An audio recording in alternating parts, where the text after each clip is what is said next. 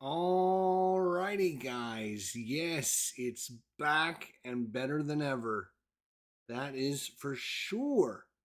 We got our heavy metal hitters are doing mission number 7. Mission number 7. Magnus from Sweden. Hello. What is going on, Mr. Magnus from Sweden? Good to see you, my friend. Gotta get this camera out of my face. That would probably help a little bit. Anyways, welcome to our B17F here, and it is October 19th, 1944, and unfortunately, we are on mission number 7. We've got our great crew still going at it, and we've almost got some aces on our crew. This is mission number 7. Garth Evans is our bombardier. Mark Kalina is our navigator. Dean, the Roughhouse Taylor, is our pilot. Our co-pilot is Jacob Jadaruski. Our engineer is Fred O'Sullivan, who is this close to becoming an ace. Our radio operator, who's blasting our heavy metal music, is Herman Lutman. Our ball turret gunner, Tim Zales. I don't know how he does it, but man, this guy is a machine. He had 2 kills in the last, and that was mission number 6. Yeah, mission number 6. He had 2 kills. Tim Sales, our ball turret man. He is this close to becoming an ace himself. And then our left waist gunner is Bray Rowland. Our right waist gunner is Jimmy Vela. And our tail gunner, David Whitehouse. And I have everything totaled up, calculated for total kills. And I need to do some final tallying from mission 5 and 6 before we give out full credit. So if you've been around for a while, you guys know that I love this game and I appreciate the design of this game. And I also enjoy it so much that I went out and made my own player mat, my own counters, and everything for this game to replace the counters and everything that came in the original game. So if this looks different than what you get in your box, it's because I went and created all this extra stuff. So just keep that in mind. This is not stuff that you would get in the base game or anything like that. And I'm actually got a new playmat that I'm redesigning with some stuff that I think this playmat is missing. So hopefully we'll have that one coming up soon. So Magnus, Tim D, good to see you, my friend. What is going on? Phoenix Knight, what is going on with you guys? Hope all is well. Let's get to it. Let's get to it. Boom, here we go. Let me readjust the camera here now. So it's not in the way. There is our mission number 7 coming up. You know, like mission, I believe you had to make, what was it, 25 missions? Is that what it was? 25 missions in World War II? Was it 20 or 25? You had to complete 20 to 25 missions to get sent home. And what did they say? It was like 18% success rate or something. Very, very, very low to make it all through 22 missions or something like that. 20 to 25. I can't remember. I thought it was 20. Maybe it was 25. I forget. The cool thing is, I actually been in contact with Steve Dixon about coming on the War Room show and doing an interview with us or sitting down to discuss his games with us. So I just received an email from him today and I replied back to him. And I know he's got some previous engagements coming up, so he won't be able to join us for a while. So we're looking at maybe an April time frame to get Steve Dixon on the War Room. So that'll be super cool. Yeah, I think it was 20, and then and then they increased it to 25. I think, Tim, I think you're right. So, anyways, I just wanted to, talk about that and let you guys know that Steve Dixon, I've reached out to a few people about coming on the show, and we've got some good replies from people, and hopefully we'll get some new guests this year as we progress forward and get more people, related to the show, and I think that's a good thing. Anyways, let's get into the table here. We got a lot to do. Again, this is my own play mat. One of the play mats. Oh, and I just wiped out everyone. That was awesome. I made my own counters. Oh, come here, you counters. I didn't even look at that. I pre-rounded them because you have to pre-round your counters. Who doesn't pre-round their counters should be shot. Look at those. Look at those counters. Lovely looking counters. Look at that. That's an actual ball turret from a B-17. Took that image and I made it. Look at that, huh? What do you think of that? Here's the right waist gunner. Look at this guy. He is actually, that was a photo from a guy inside a B-17. That was awesome. Right waist. Here's the left waist guy. Let's take a look at him. There's his left waist. Maybe. Come on. You can do it. I know you can. Lovely. Yeah. So that's his picture. And of course, our tail gunner. Look at that. That's our tail gunner. That looks pretty awesome. Huh? Of course, it's just a little cardboard counter. Nothing special or anything like that. I actually made them with bigger size, as you can see. Much bigger size. And I haven't decided which one I like better. But you can see the significantly larger these bigger ones. The nice thing about having the little ones, the big ones is when we have something we can cover up the plane with them, but that's kind of a problem, right? So we have the smaller ones. Now we can put adjacent to it. So, anyways.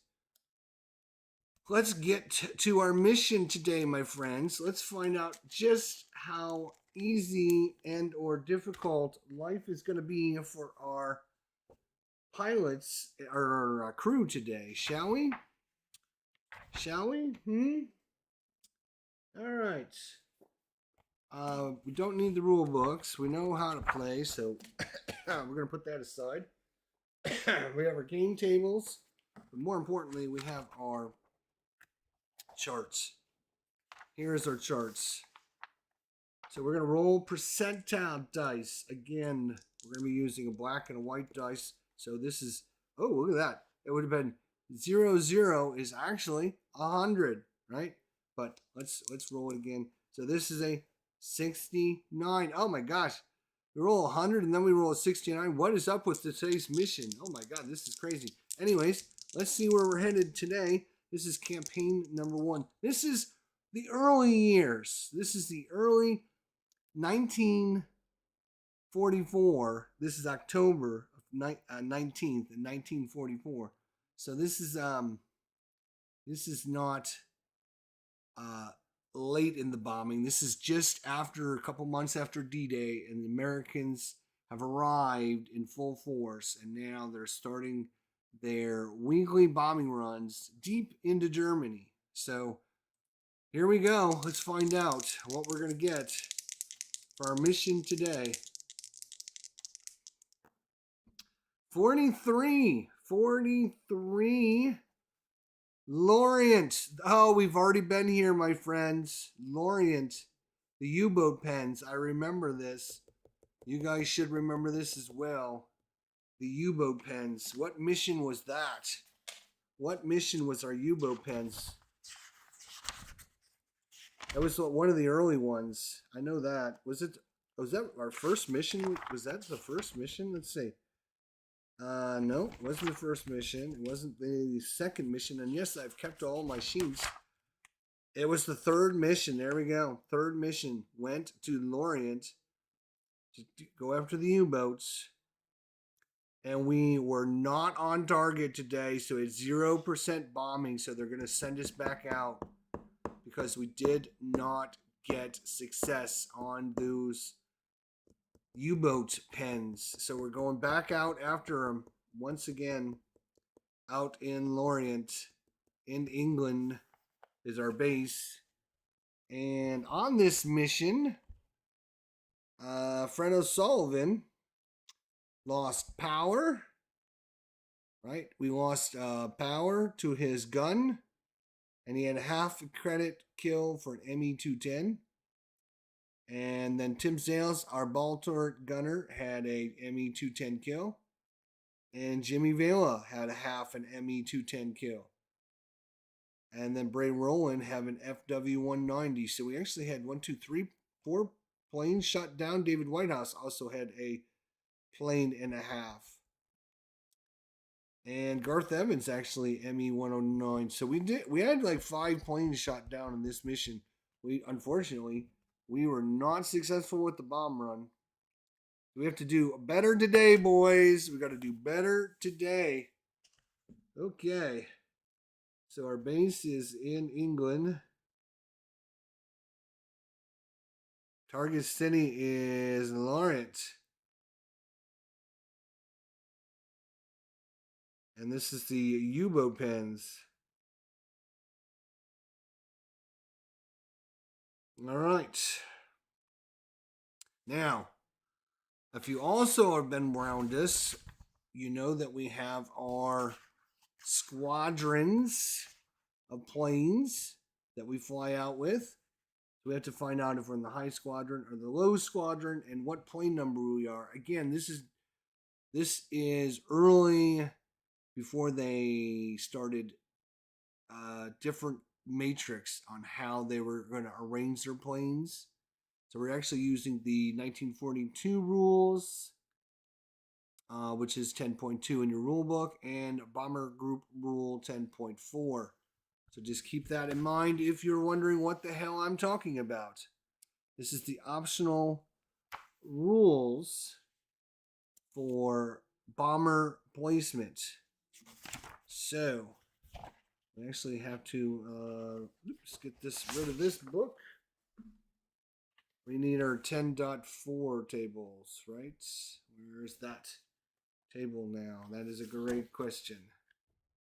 Need to find our 10.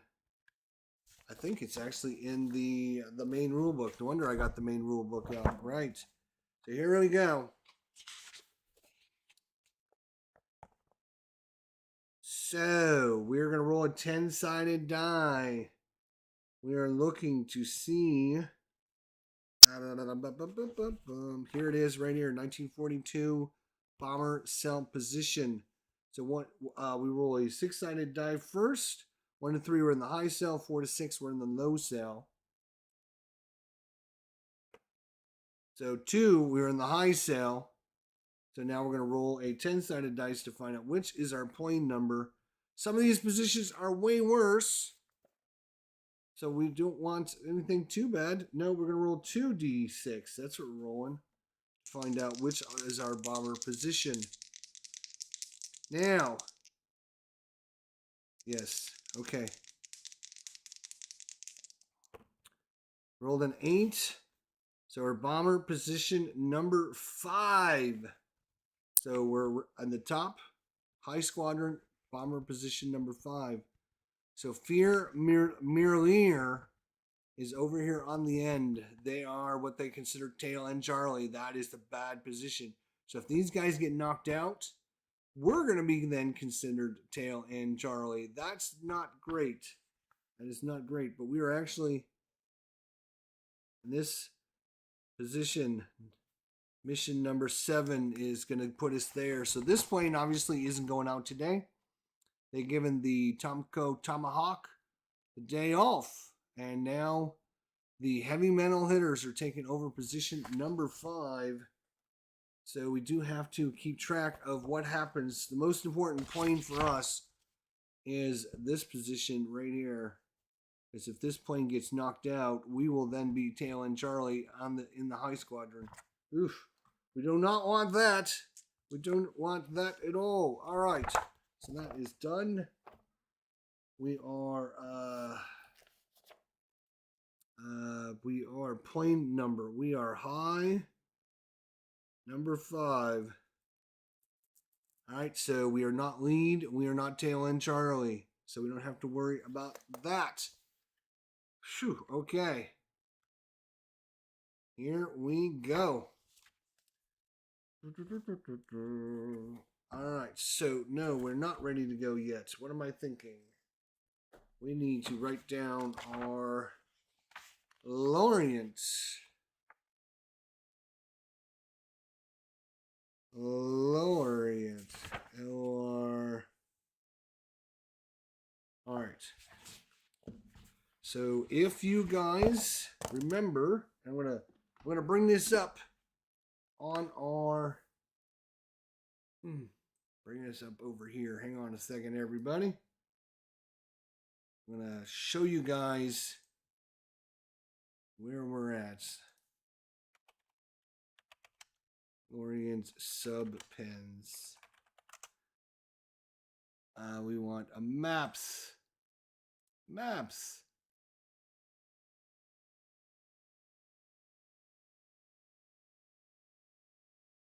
All right. So I'm going to share. There we go. All right, my friends, here is what we're doing. We are over here, just outside. Where are we? We're in here somewhere. Maybe I have to zoom in a little bit further. Maybe we're up a little bit north. I forget where we're at. We're in here somewhere. So what we're going to do, we're actually going to be cutting across England, coming across England. Then we're going to go across down the channel. And then we cut over that little peninsula. And there they are. Right there. And we're going to come in and hopefully come right down the river. Drop the bombs right there at the sub pens. And I wonder, can we get a better view? Come on now, let's get a better view. Let's see what we got here. Can we do a better view? That is not what I wanted at all. Let's try that again. All right. Oh, here we go. There we go. Now you can see them a little better. There we go. Yeah. All right. So that is our. You can actually see the sub pens there where they would stack up the subs. And I think this used to all be covered area. So obviously it's a little bit different than it was all these years ago, but that's what we're looking at, boys. That's what we're looking at.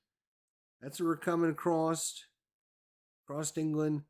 We're going to spend a little bit across the ocean and then cut across, drop our bombs, and then basically turn around and back up. So the reason this is important, my friends, the reason this is important is if our plane runs into trouble or we get shot down, it depends on where you're at and what your crew survival rate is going to be. Obviously, if you get shot down deep into German territory in 1944, you don't stand much of a chance, obviously. So we have to, fortunately for us in this mission, we're going to be mostly over England, then over water, and then just a little bit in France. Yeah, so that's what we're looking at. That is what we're looking at. All right, so what I have to do is I have to write down our procedure. So Lorient here. So in zone 1 is obviously base. And zone 2 is going to be a NAE.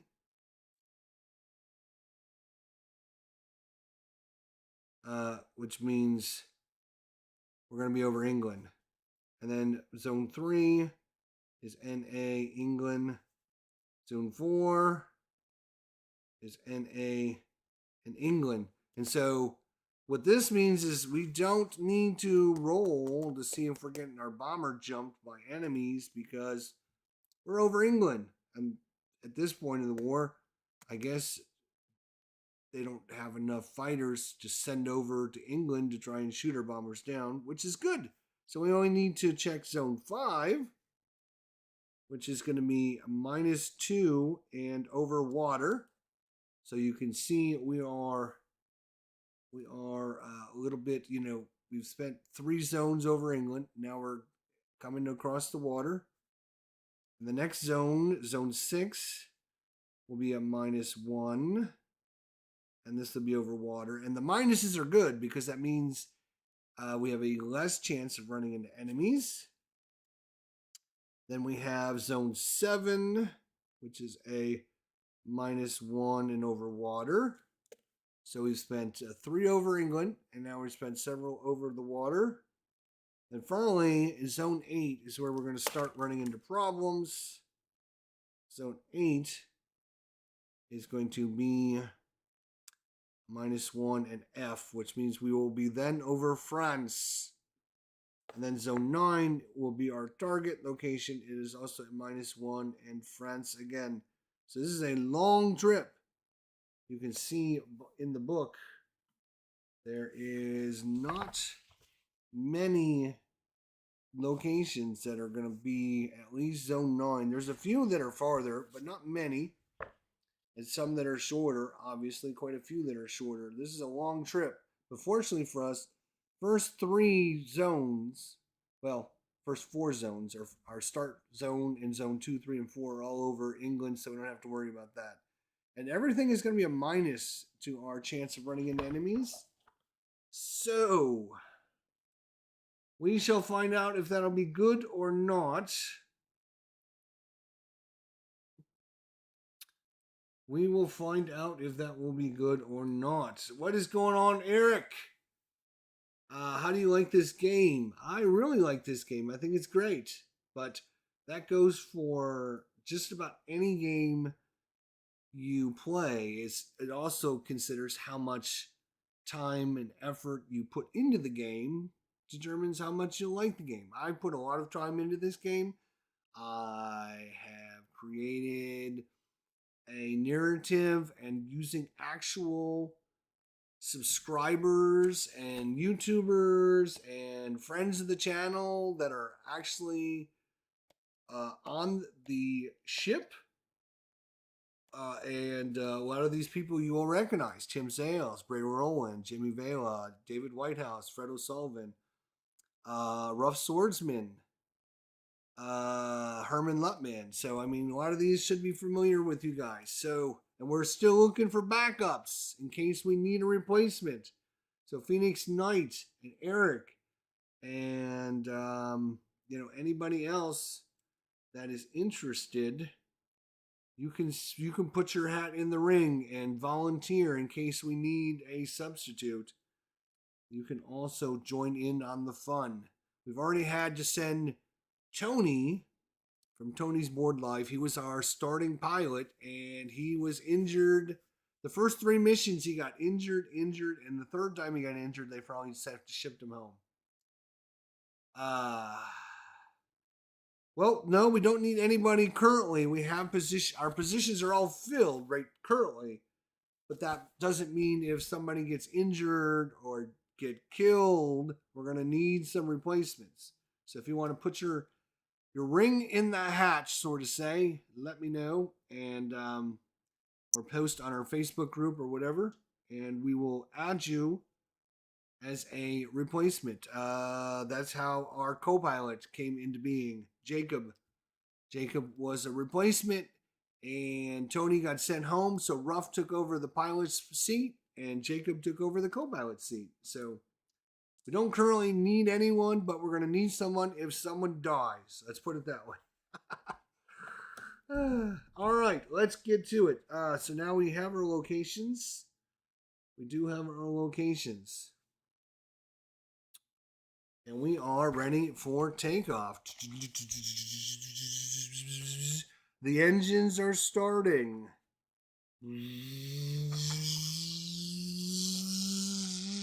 The plane is shaking and rumbling.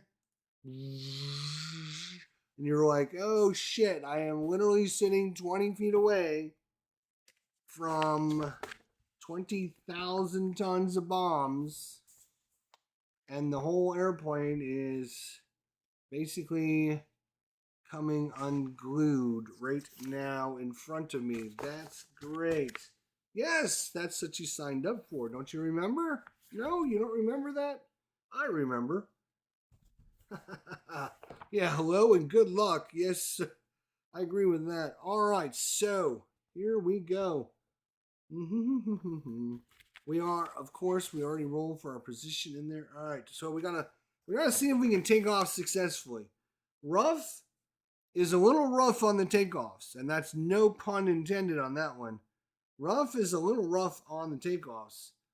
He's been pilot just 2 missions, and both of the missions have been a little rough on both the takeoff and the landing. So, obviously, we need a little bit better luck with him. Here we go. Let's see what the weather is. So, obviously, this can all get scrapped if we have crappy weather. They might just say, nope, don't go. It is a 0. So, we actually have.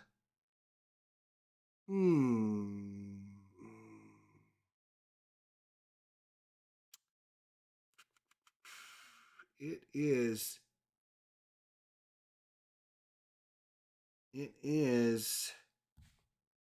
And we actually rolled a 0, which means we have bad weather and the mission would get scrubbed. Fortunately for us, it is actually October. It is October 19th, 1944, so we add +1. So we actually go from bad weather to poor weather. So we actually will not be scrubbing the mission, but the poor weather is going to be a problem with Ruff and his taking off, which is he's not the best at taking off. He's okay once you get the plane up. He's just not sure how to get it off the ground yet.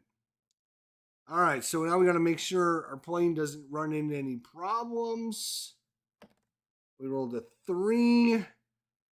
Our takeoff is okay, although we did have poor weather, which doesn't come into play unless we rolled a 2 or a 1. We did not roll a 2 or a 1. We rolled a 3, so takeoff is okay. Yay! Takeoff was okay this time. There was no mid-air accident. That is good to know. All right. So Ruff gets us off the ground. Lovely, lovely, lovely. All right, and we are headed out. We are headed deep into across the channel. But again, fortunately for us, we got a pretty easy start to the mission. So that was zone 1 was takeoff. We're done with that. We're going to go to zone 2. We're just going to bypass zone 2. Again, on zone 2, 3, and 4, we are over England. So we have an NA, which means no chance of having enemies. But we do have to roll for mechanical failures, which are basically just to double check to make sure we don't have any, bad things happen on the way out there. So we're going to go zone number, you know what? Let's do it this way. So zone number 2, we're going to roll for mechanical failures. We rolled a 23, we're okay. Zone number 3, still over England. Rolled a 98, we're fine. All right, zone number 4. Zone number 4. Now this will be the last one that is a freebie. Again, if we're looking at our map here, we've taken off from over here. We've cut all the way across England, and now we're just heading south. We've turned south, and we're headed over the ocean, boys. We headed over the ocean. Here we go. Zone number 4, again, we just have to check for mechanical failures. And we rolled a 44, and we're okay. No problems. All right. Tony! Tony's recuperating at home. He's been home for months now. Let's see, his last mission was, let's see, Tony's, the last mission. Let's see if, let's see. His last mission was August 30th. It is now October 19th. So he's been home lollygagging for 2 months already. Not quite 2 months.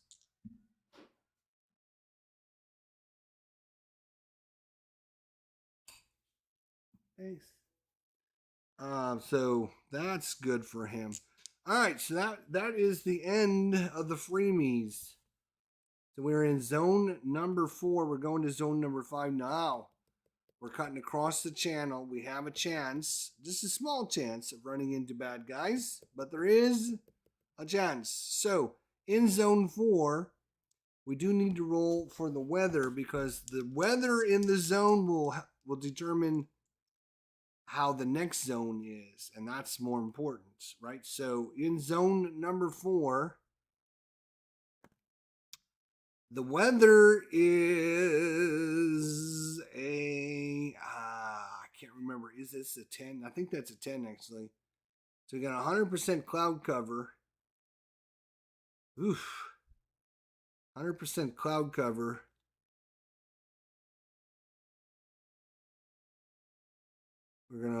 Which is actually good because it'll give us a much smaller chance of having someone detect us. But the bad thing is, if there's 100% cloud cover, they might call us and say abort mission because we won't be able to see our targets if there's coverage. But we're a long ways away from there. We got to go to zone 9. We are only in zone. We're headed into zone number 5, and I got to stop using this dice. I'm gonna put this dice over here so I stop picking it up and using it because that's bad. Bad. All right. So going into zone number 5. So we have a +2 modifier because the last zone had a lot of clouds. So we get a +2 to the die roll.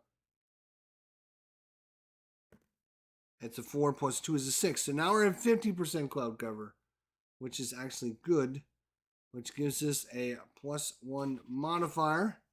We do have to roll for engine failure. 53, we're fine, or a mechanical failure. No mission recall because we don't have 100% anymore. And now we're gonna roll for our combat to see if we have one. Oh, the other thing is, we forgot. Somebody forgot to remind me. We have to roll to see what are level of escorts. There we go. We have to roll to see what kind of escorts we're going to have. Oop, stop picking up that die. And I'm going to take just a quick second break. I'll be right back, guys.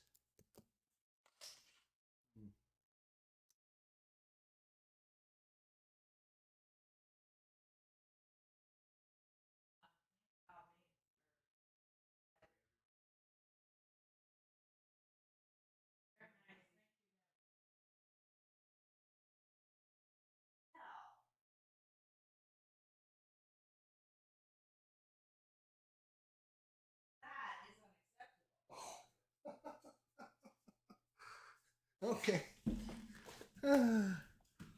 All right, so let's see our fighter escort. Sorry about that. My wife had brought me a snack, and I decided I wasn't going to eat it, so I wanted to put it back in the refrigerator. So, our fighter escort, campaign number 1. Here's the thing: our fighter escorts are only going to go out to zone 5 anyways. Once we get to zone 6, we don't have any coverage.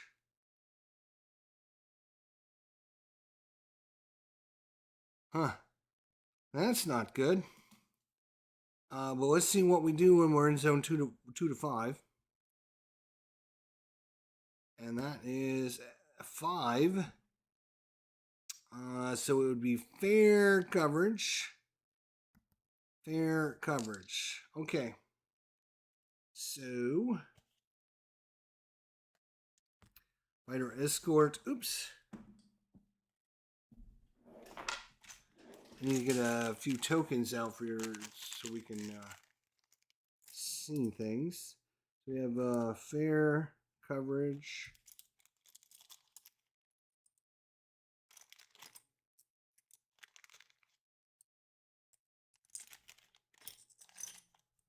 All right.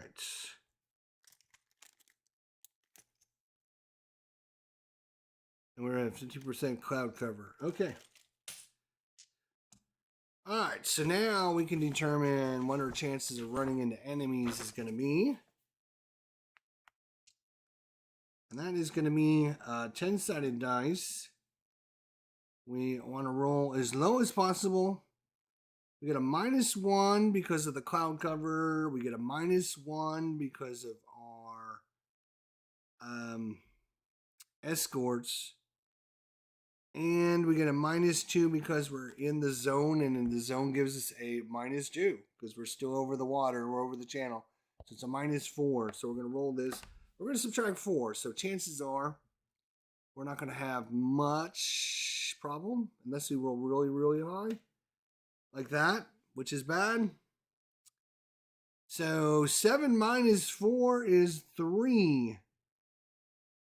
So we have a moderate attack by the enemy. So let's roll for moderate. All right. We have to roll a die. We're going to add a +1 because of the moderate. We are not in the middle or low cells. German resistance table.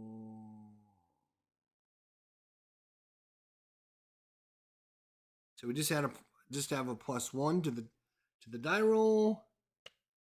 4. Oh, look at that. We had a 0, but because of the +1, we are going to get a 1 wave of enemies. So we're rolling for the enemies. See what kind of enemies are coming. Here we go. We got red then white die here.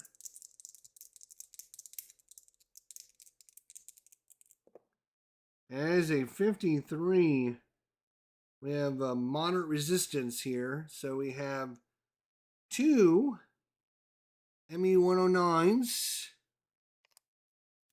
One coming in at 9 o'clock level. And one coming in at 12 o'clock high. This is zone number 5. We have 1 wave coming in. We have 2 ME-109s coming in. All right. So we will assign you guys here in a second. We got one guy coming in at 9 o'clock level. We have another guy coming in at 9 o'clock or 12 o'clock high. Now we have to roll to see if either of these guys are an ace or green. If there's a 6, they're an ace. If it's a 1, they're green. So we'll roll for this guy first. And he rolled a 2, so he's nothing. This guy down here, he's a nothing. So just normal pilots, nothing special about him.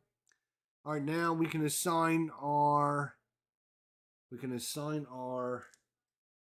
pilots, or we can assign our enemies. We can assign our yeah. We'll get to that in a second. So there is, where is it? One of these charts I have is awesome at trying to figure out. Is this it here? Yeah, maybe this is it. No, is that it? One of these charts that I had printed out is absolutely wonderful. figuring out and assigning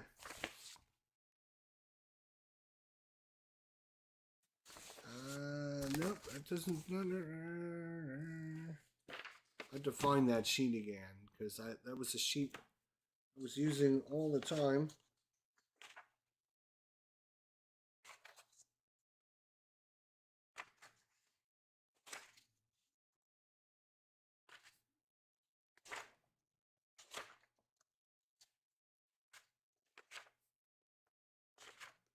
Damn it. I don't know where that sheet is. I'm not going to spend too much time. All right, so 10 o'clock, or I'm sorry, 12, what do we got? 12 o'clock high. We know the top turret can shoot him, so we're going to assign the top turret there. And the nose guy, 12 o'clock, nose gunner, 12 o'clock high. Yes, we can assign that as well.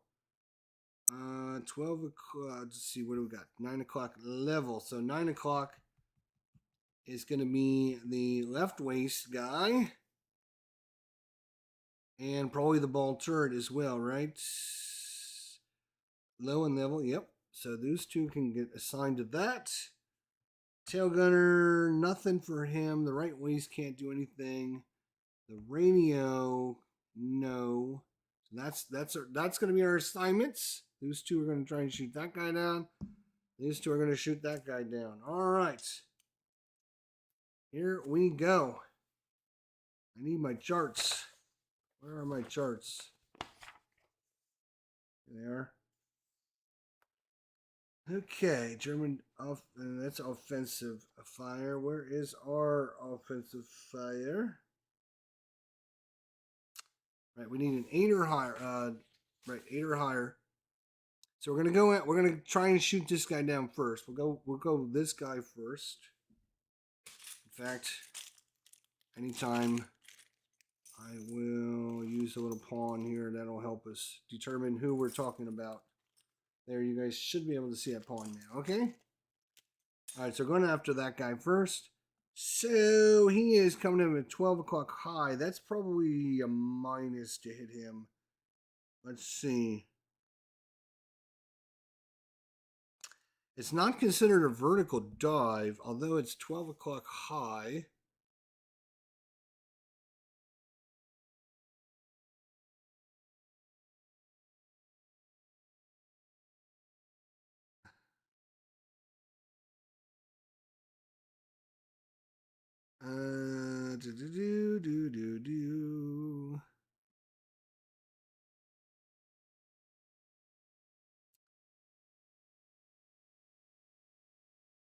Yep. There's actually no adjustment for this position. There's a whole bunch of things on the chart, but like 6 o'clock, vertical dive, 3 o'clock, 9 o'clock, depending on if it's an ME110, ME210, if he's an ace, green, if he's frostbitten, if the intercom system is out, if it's an ace fighter pilot or power failure, intercom system out, if it's doing a vertical dive. There's a whole bunch of different modifiers, but for us, none of those modifiers apply. We're going to see if our nose gunner, who is our nose gunner? Let's get these guys' names. We got to get these guys out. Nose gunner. Who is our nose gunner? That is Garth. Garth Evans, our bombardier, actually, is also our nose gunner. Here we go. That is an 8. An 8. An 8 is a hit. We hit him. We need an 8. There's no adjustments on the table. We hit him. Yay. All right, he is an ME109, so we're going to roll on this table right here. We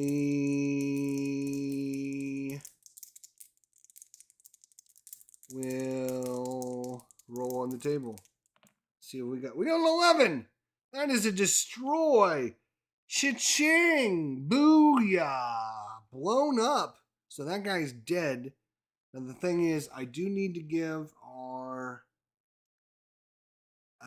top turret a chance to shoot at him as well, because they might have to split the kill. Our top turret. That is Engineer Fred O'Sullivan. So we got to give Fred a chance to shoot at him as well. So he needs to roll an 8 to get half credit on this kill. And he does. He does.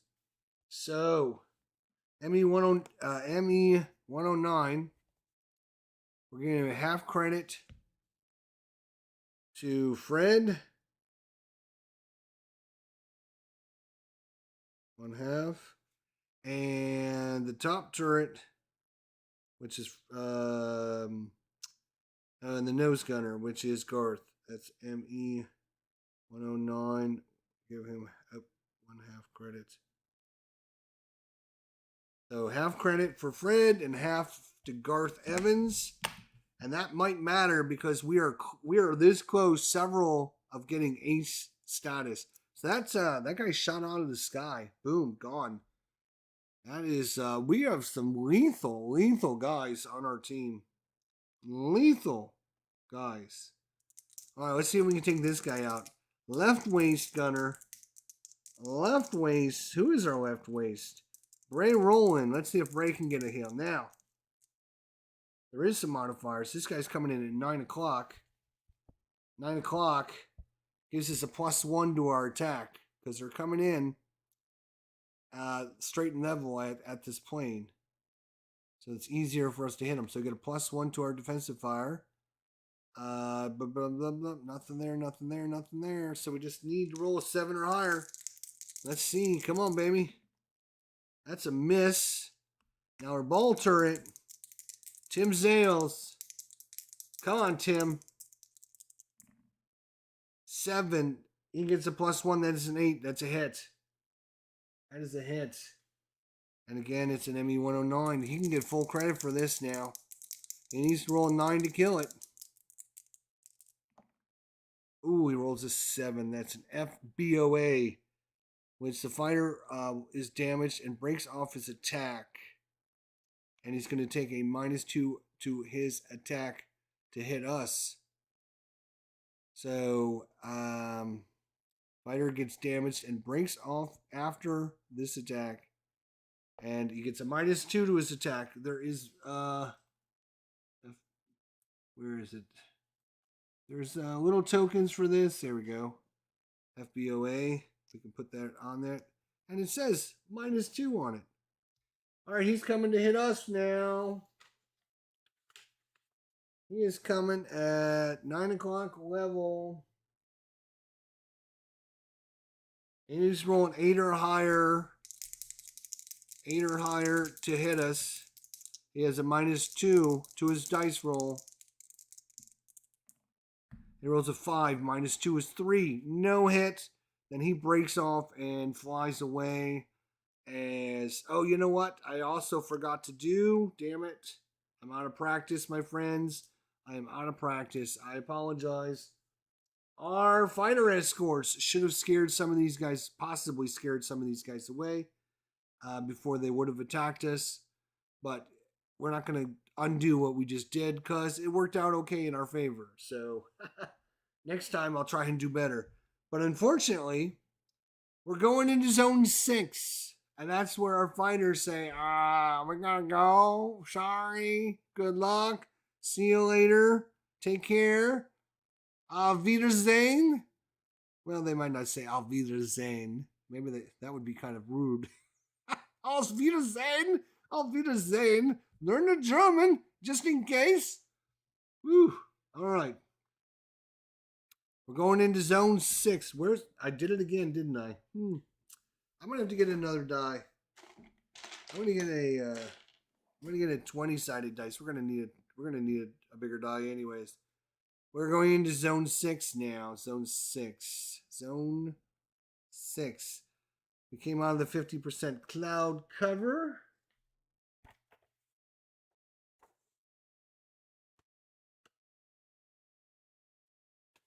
All right, let's see what happens. We will roll. So we had 50% cloud cover, so we're going to get a +1 to our die roll. Ha ha ha! We are now in clear conditions. Okay, well that's not good because that means they can spot us from miles and miles and miles and miles away. All right, we do have to roll for a mechanical failure. That's a 23. We're okay there. We also have to roll for... we're now in clear conditions.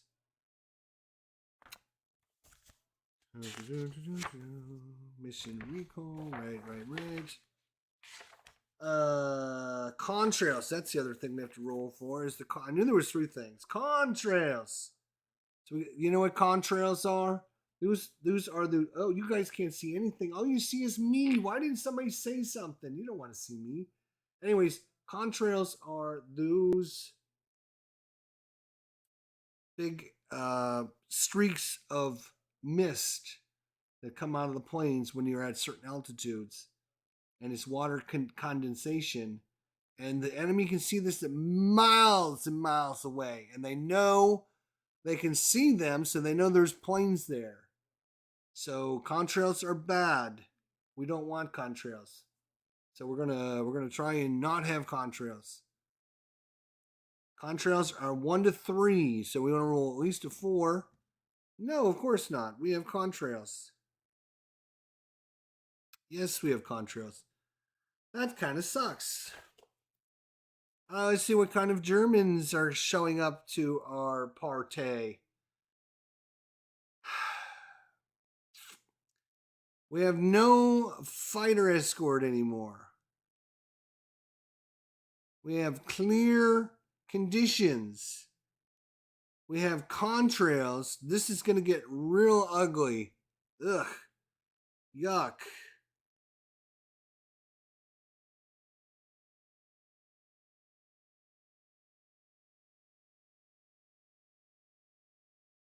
We got a +3 to this die roll. +3. We got a +1 because we have contrails and a +2 for the fighter escorts. Oh, before we actually, you know what? Let's roll it first. It's a 0 though, so that's actually good. 0 plus 3 is only a 3, so once again, moderate conditions. So we roll under moderate. We roll this and just add +1. And that's a 2, and there's actually no wave. So 1 to 3, there's no wave, so we don't have anyone attack us. Maybe they seen us. Maybe they were just too low. They couldn't get to us. Whatever.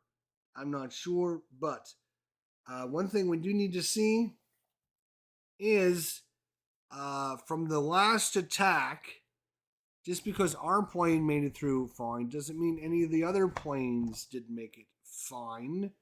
So we have to roll to see how much damage they took. Right? And I've got my little marker here. So what I do is I'm going to roll a die, the big die. If we roll a 6, right? If we roll a 6, that means they took damage. And then this tells us how much damage they took. Between 1 and 6 points of damage. If they ever take 6 damage, they immediately are destroyed. So obviously we're going to roll for Fear Merlier first. Oh, that would have been dead. Good thing, no damage. We didn't take any damage, straight from the White House. This is David Whitehouse here. And we're okay there. Mow your ass over. That's from Mo. And he's okay. The Butter Jelly Express. Oh no! The Butter Jelly Express is in big trouble. In fact, once you've taken 5 damage, you leave. So he is leaving. He's headed home. GH, he's going home, which means Mow Your Ass Over moves up to the number 1 position. Butter Jelly Express took too much damage. They're going to head home. Then we have Solo Board Delivery. He's okay. Stuka struck for, we have the Stuka Man. He's okay. The Grumpy Gronard. He's okay. Dad versus Son of Bitches. He's okay. Art Wolfenstein. Oh, he's taking some major damage. Oh boy, but he's going to stick around. He's sticking around. A piece of wardrobe. He's okay. Your last will and Hethwell and Testament. Get it? Your last Hethwell and Testament. Oh my god. I made some Gimposaurus. He's okay. The Need for Tweez. Oh, he's okay. Tony's Revenge. No. Almost there for Greg Amos. He's okay. Zale's Delivery. There's Tim's plane right there, my friends. Let's make sure this one comes home. It's fine. And Dave's Gaming Cave of Doom. It's okay. So, really, we had two major planes that took damage during that attack. Butter Jelly Express, it's going to head home. We'll roll to see if it makes it home and what happens to the plane at the end of the mission. Art Wolfenstein is going to stick around, and hopefully his one plane won't take any more damage, because if it takes any more damage, it is a chance of not coming home at all. All right. So that is Zone 6. We are moving on to Zone 7, my friends. We have to get all the way, yes, we have to get all the way to Zone 9 before we can drop our bombs. This could be a long-ass mission. Whew. All right, Zone 7, here we come. Zone 7, here we come. That's why we want cloud cover. Cloud cover is good, believe it or not. All right, we came from clear conditions, which means we get a -1 to this die roll. That is a 4, so we're in a haze condition. Hazy condition. We have to roll for, mechanical failures. Uh-oh, 0-4. That is as close as you can. Uh-oh. No, I'm sorry. That is not good. If it's a B-17, mission continues, no problem. If it's a B-24, we would go to table 4-3C, which is the table of death and doom. Fortunately, we're in a B-17, which means we don't have any failure. Whew. We roll for contrails. Let's see if we can get no contrails. No! What are you doing to me? Oh my god. We have contrails again. And we're hazy condition. I guess they want more enemies for us to shoot down for some reason. All right. We get +2 because no fighters. And that's it, because we don't have clear conditions anymore. We're just hazy conditions. No, we got contrails. What am I thinking? So that would be a +3 again to the dice roll. Ooh, this is bad. Dude, that's awesome. 2 + 3 is just a 5. So moderate. So under moderate, we roll and we add a +1. Again, if we roll low, we can avoid anything. Yes! Woohoo! Look at that. So 1 + 1 is 2. So no ways. We're okay. Oof. Let's get out of here. We're going on to Zone 8. We're almost there. We are officially over land again for you guys just joining us. We're going to the Lorient Subpens. We are currently coming across right here. This is where we're at. Airplane is coming down right there.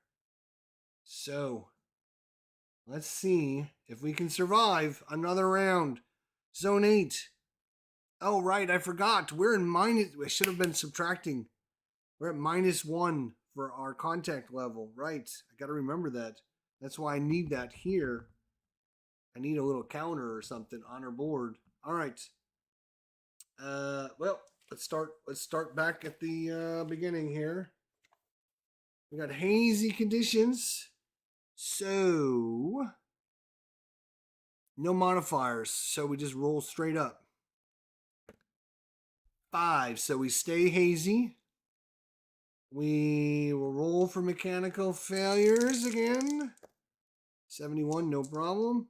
And we'll roll for contrails. Higher than 3 this time. There, no contrails. No contrails. So we're at a +2 for no fighter escort. We're at a -1 because that's our current location is a -1. So we're only at a +1. We have no contrails this time and hazy conditions, so no modifiers there. We're just at +1. Roll low! Yay! So 1 + 1 is a 2, which is light. So under light, we get a -1 to this die roll instead of a +1. So -1. 2 minus 1 is 1. Yes! All right. We've made it to zone 9. Zone 9, we've arrived. This is the big boy because we have arrived over the location. So we are now coming in on the sub bases. We are currently coming right down here. Now, we have to get there, though, before. And there's always, in the zone is the worst. It's the worst. It's the worst. It is the worst. Ugh. All right. Hazy conditions, so no modifier. 9. Oh, no. 100% cloud cover. This is bad. Because this is where we need to drop our bombs. We did not want it. Not now. Ugh. We got to roll for mechanical failures. That is a 0.7, another low one. No, I'm sorry, that's a 17. Contrails. Let's see if we have contrails. No contrails. That's good.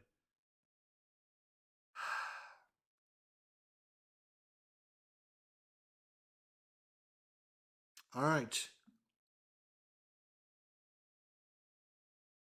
Oof. This is going to be a rough one. This is going to be a rough one. This is going to be a rough one. All right, so we got a lot of calculations here. We got a -2 to the die roll because we're in a 100% cloud cover area. So -2 from that. We get a +2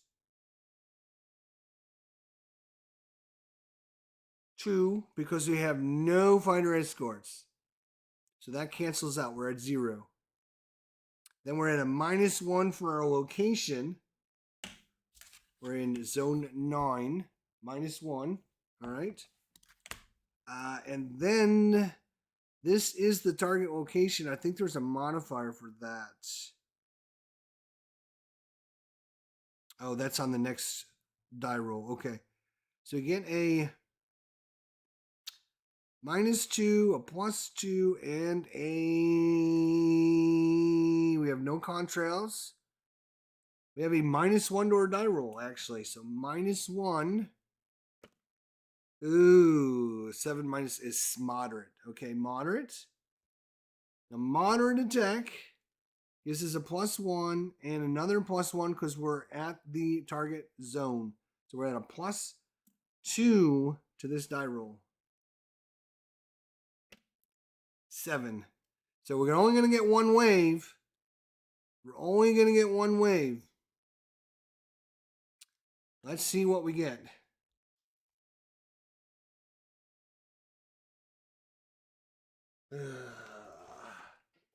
We only get one wave. And we're in a moderate zone.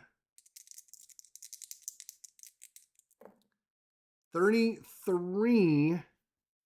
That's going to mean 2 FW190s. 2 FW190s. We got 1030 low and 130 low. 1030 low, 130 low. 1030 low, 130 low. So they're coming in underneath us. We only have one wave to worry about, which is kind of good. FW190s. Just 2 of them. All right. Which is good. Which is good. All right. Now, we don't have any fire escort to scare them away. Don't have to worry about that. What we do need to worry about is who can shoot at them because they're coming in low. That is usually the worst spot. Our ball turret guy is going to be, let's see, left waist. You can shoot 1030 low. Yep. All right. Right waist. You can shoot 130 low. Yes. All right. The ball turret, you can shoot either one of them. So we're going to give you this guy. You can't shoot anybody. You can't shoot anybody. And the nose gunner can't shoot anybody either. And the tail gunner, yeah. So the low position is hard for a B-17F. They just don't have.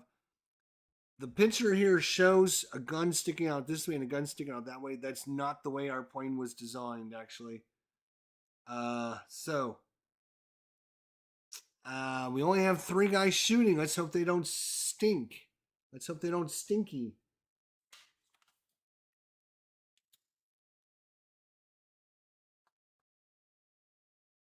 Alrighty.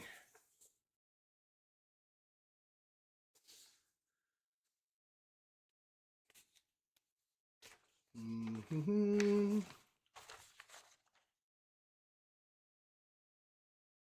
Oh my God, where's my... There it is. All right. So I think that's everyone that can get assigned. We need to roll. Mm-hmm. All right, here we go. They're coming in at 10. We're gonna. Oh yeah, where's our little thing? Here it is. We'll start with this guy. He's coming in at 130 low.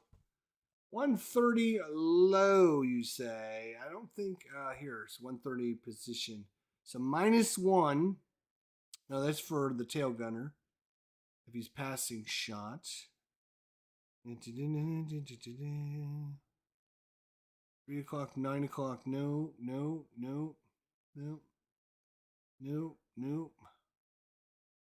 All right. I think it's just a straight up attack. So right waist gunner. Right waist is Jimmy Vela. Come on, Jimmy. Hit him. Come on. Oop, come here, you. Come on, Jimmy. Let's go. Nice hit. That's a hit. This is a FW-190, though. These guys are a little harder to take out. That's a 7. It's an FCA. FCA on him. Which gives, he's going to give it a -1 to his attack. FCA. Fighter's damage but continues attack with the -1 die roll. So, this guy will try to attack us now. He's coming in at the 130 position. He needs a 9 to hit. And he's a -1, so he needs a 10 to hit. No hit. But he will come back around. Now let's deal with this situation. We got 2 guys. Left waist gunner. Oh, it's a 12. Blue. That's a hit. That is a hit. Let's see. Can we take this guy out? That'd be lovely there. Left waist gunner. Bray Rowland doing some damage. Oh, he rolled back-to-back 12s. You guys saw that. That is a destroyed on the FW-190. Back-to-back 12s. Oh, my God. You guys saw I rolled, I shuffled, I did everything. Now I do have to see if we're going to split the kill with the ball gunner. So Tim Zales wants a piece of him. Let's see. Let's see if Tim can get at least half credit. Come on. Tim needs an 8 to hit him. He does. So half credit. Half and half. So another our guys are deadly. Our guys are deadly. Bray Rowland, half credit for an FW-190. And Tim Zales, half credit for an FW-190. And here's the thing. I think with that half kill, I think Tim is now an ace. I think he's an ace. 2. Let's see. Is he an ace yet? 2, 3, 4. Oh, not quite. He's 4.5. Tim Zales is up to 4.5 kills credited. Not quite enough yet. Wait a minute. Oh, yeah, that's right. Because He did not get any kills in mission 5. He went scoreless. So is Tim very close to becoming an ace. He is half a kill away from becoming our first ace. Woo, baby. Oh, what's going on, Andre? How are you doing? Played 2 test missions and ready to tackle campaigns, says Andre. All right. So, this guy is DEAD dead gone. Woof. Did not stand a chance. Wow, that is... Woo. All right, now we got to see. This guy comes around. We got to roll to see where he ends up. Oh, you know, the other thing is, we forgot to see if this guy was an ace or a green, or a green pilot. He is neither, so good. All right. All right, so now we got to roll to see where this guy comes back. 12 o'clock. Low. He's coming back 12 o'clock low now. 12 o'clock low. And 12 o'clock low is going to be Baltard. I know that. 12 o'clock low. 12 o'clock low is going to be a problem. 12 o'clock low is our nose gunner. So it's going to be the Baltard and the nose gunner. 12 o'clock low coming in on us. All right, for 12 o'clock. For 12 o'clock, we actually, I think we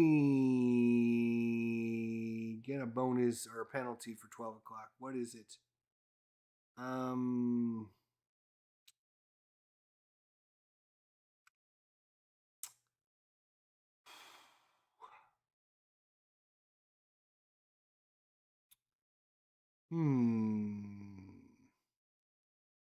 12 o'clock. Actually, I don't see. Oh, -1 to 12 o'clock. No, but that's for the defensive gun passing shot for the tail gunner. So, that's.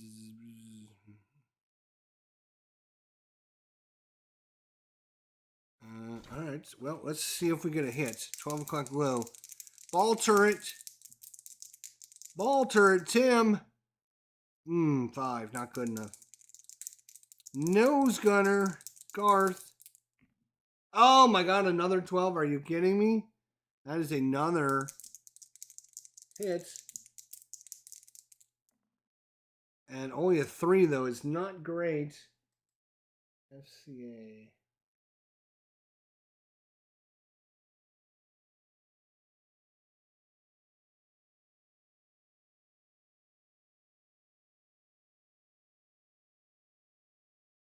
Yeah, he will take another FCA, which gives him another -1, but he still stays strong. He's coming after us.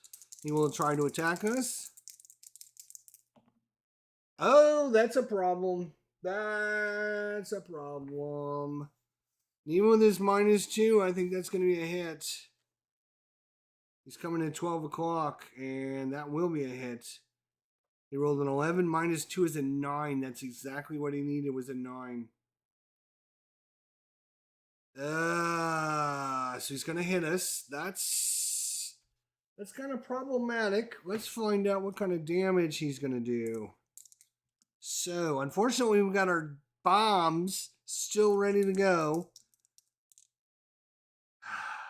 So, he is in FW 190. So, we're on this column right here. Rolling to see what he does to us. 2. That is, we're going to roll a 6. On a 1 to 3, it's just superficial damage. 4 to 6, he actually hits us. He actually hits us. That's kind of bad. It came very close to being superficial damage, but not this time. Somebody's dying. Let's see who it is. We have the B-17F and G models. Here we go. He was coming in at the 12 o'clock low. We're going to make sure we're on the right chart this time so I don't mess that up. Late.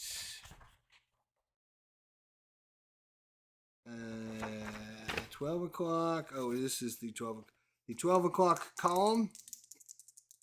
He was coming in from low, so we're on this chart right here.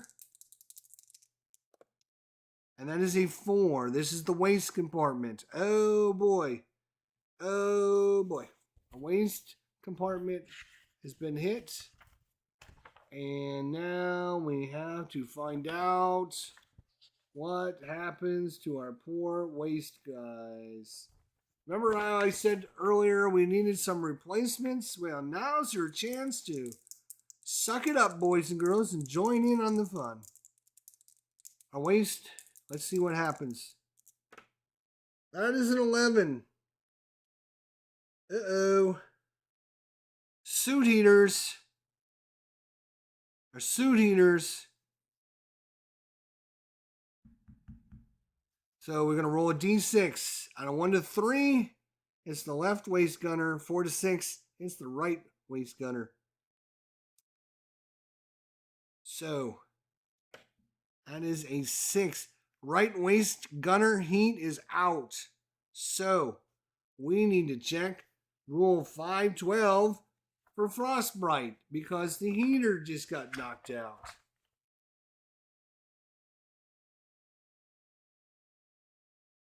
$5.12. Oh boy.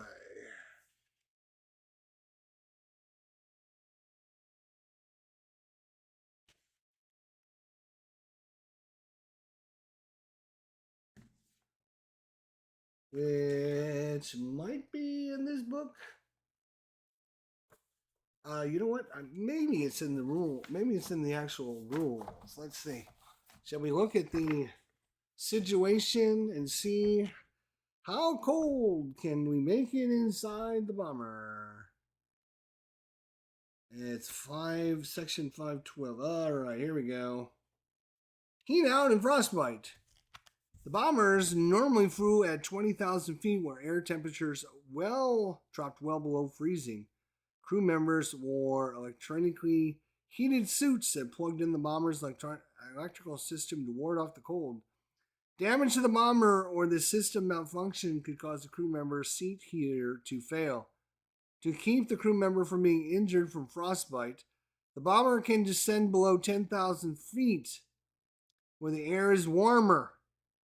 The bomber can travel from one zone at mission altitude before frostbite sets in. Each zone thereafter, the bomber stays in formation, and at mission altitude, the player will roll on the frostbite to check for extent of injuries to that crew member. Check the die roll modifiers tables. Okie dokie. How much do we like Jimmy Vala? That's the question. How much do you guys like Jimmy Vala? Because we can descend to 10,000 feet, but that means we're now out of formation, and we can be extremely easy pickings for the enemies. We'll get to that when we get to that. We don't need to decide that yet because we are at the location. We're at the location. The first thing we're going to do is we're going to finish up this fight. This guy is not over yet. We got payback on this son of a bitch yet. So we need to figure out where this guy's coming back.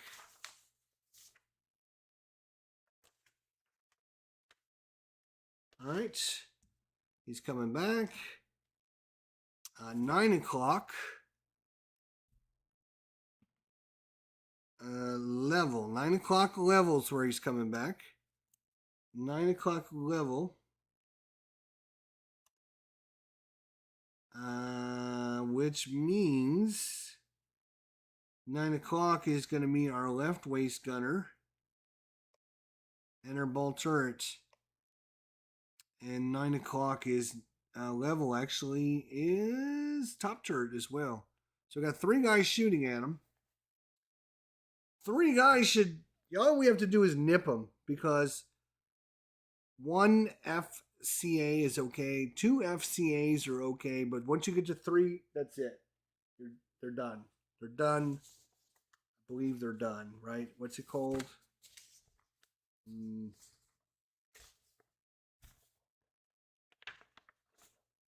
Uh,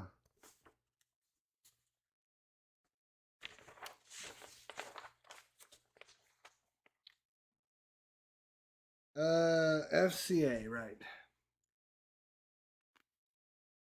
FCA results accumulate on a fighter. 2 FCAs is a -2. 3 FCA results equals fighter destroyed. If you get an FBOA plus an FCA, it's also considered fighter destroyed. So any damage we do to him at this point will kill him. So, and he's coming in at 9 o'clock, which actually is a bad position for him, as we get him +1 to our attack. Let's go top turret. That's enough. Waist. That's enough. Ball turret. So all 3 of these guys are going to get credited for partial kill. Actually, because it was already wounded, we are going to assign this kill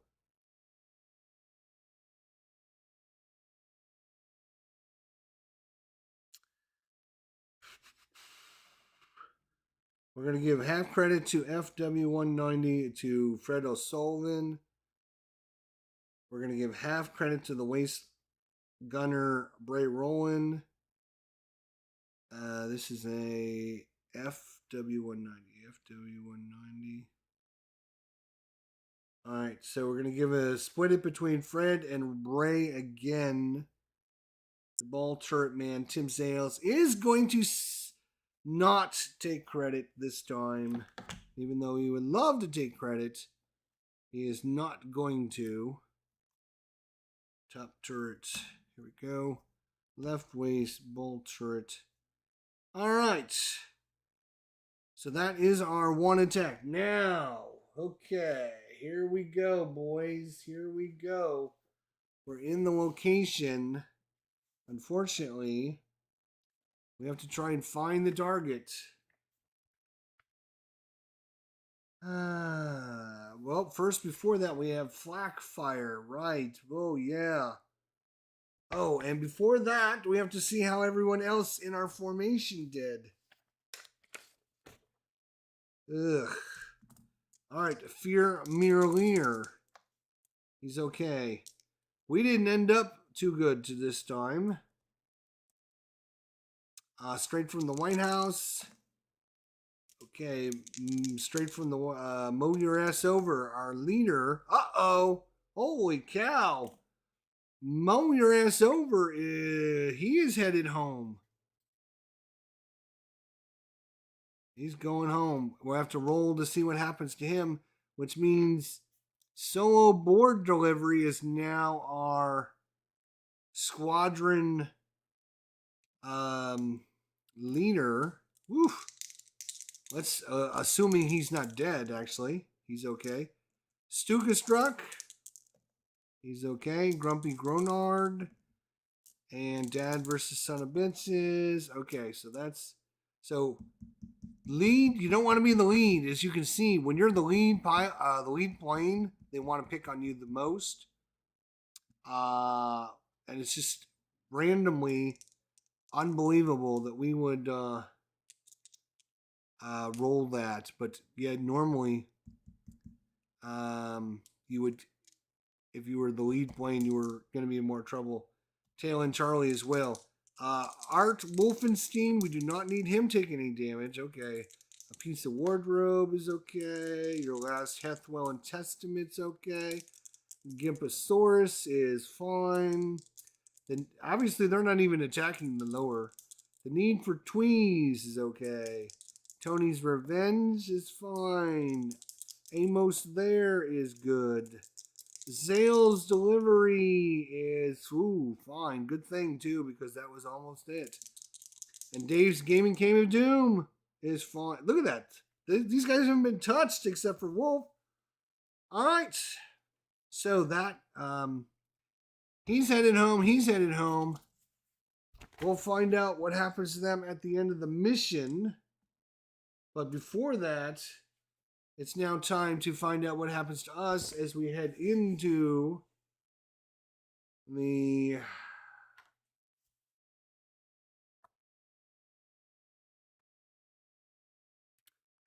We have got to roll for some flak, right? Right.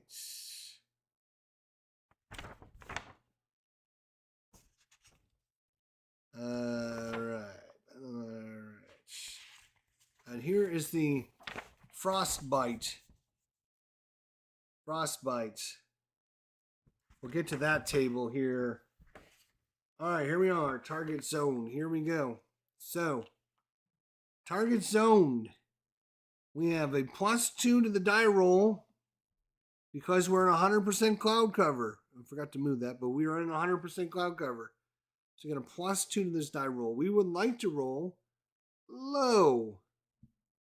Low would be nice. That's not nice.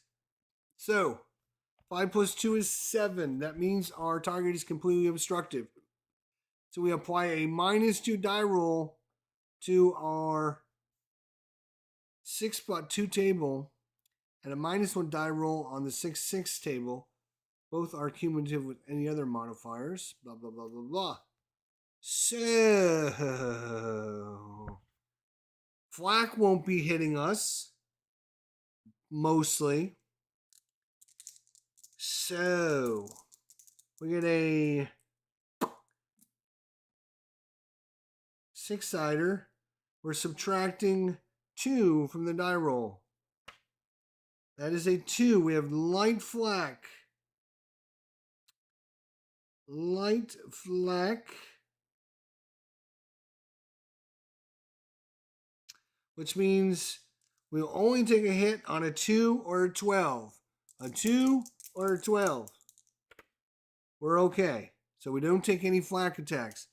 Now, we're going to roll for everybody else.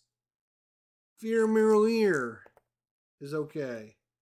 Straight from the White House. Okay. Solo board delivery is alright. Stuka Struck. Grumpy Gronard. Dad versus Son of Bitches. Oh, almost. They've taken some, you know what?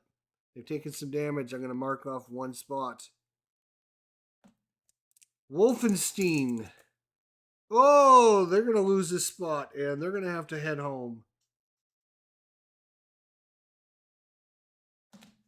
A Piece of Wardrobe. The Last Hathwell and Testament. Oh, he's taking a little bit of damage. Gimposaurus. Who's okay? The Need for Tweens is okay. Tony's Revenge. Almost There. Zale's Delivery. And Gaming Cave of Doom is alright. So, here we go. So the flak doesn't do bad things to us. But it also, the cloud cover obscures the target, which means we have a less chance of actually making a bomb run. So, we are not...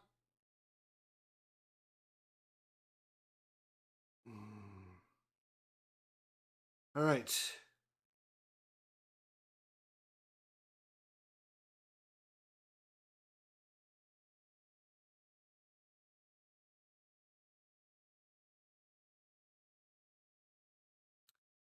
We are in formation.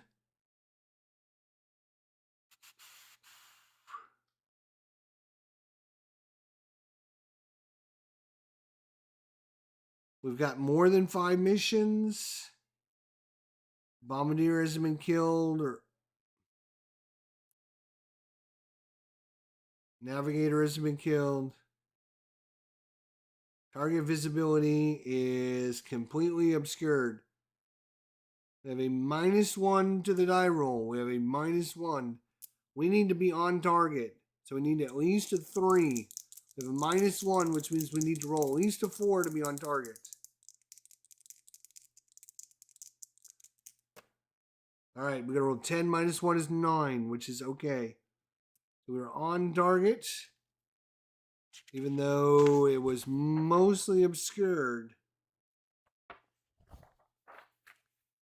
We'll then roll. If your lead bombardier has flown against the same target type at least twice before. Yeah, see? I mean, maybe we were here before in mission 3, boys. We've come back. So maybe we remember this from last time. Bombing accuracy. Let's see what kind of percentage. So we are, fortunately for us, we are on target. Yes. Let's see what percentage we're going to get on this now. What kind of damage we're going to do.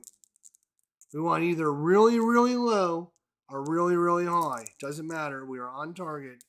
We just want to roll something really high or really low.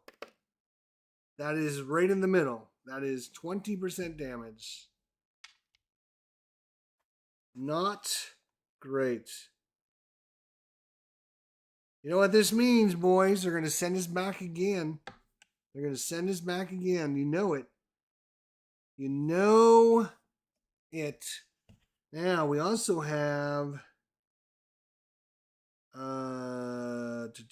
where are we? Waist compartment here. We're talking about the right waist gunner. Heat out, right waist gunner. Oops, that's not what I wanted. Sorry. Right there, right waist, heat out. We'll get to him in a minute. We have to decide what we're doing before we go in the next zone. But we are still in the same zone. Now, we got to fly out through the flag that we just came through. So we got to do this all over again. Fortunately, we know the conditions are completely obscured. They're getting a -2 to the die roll.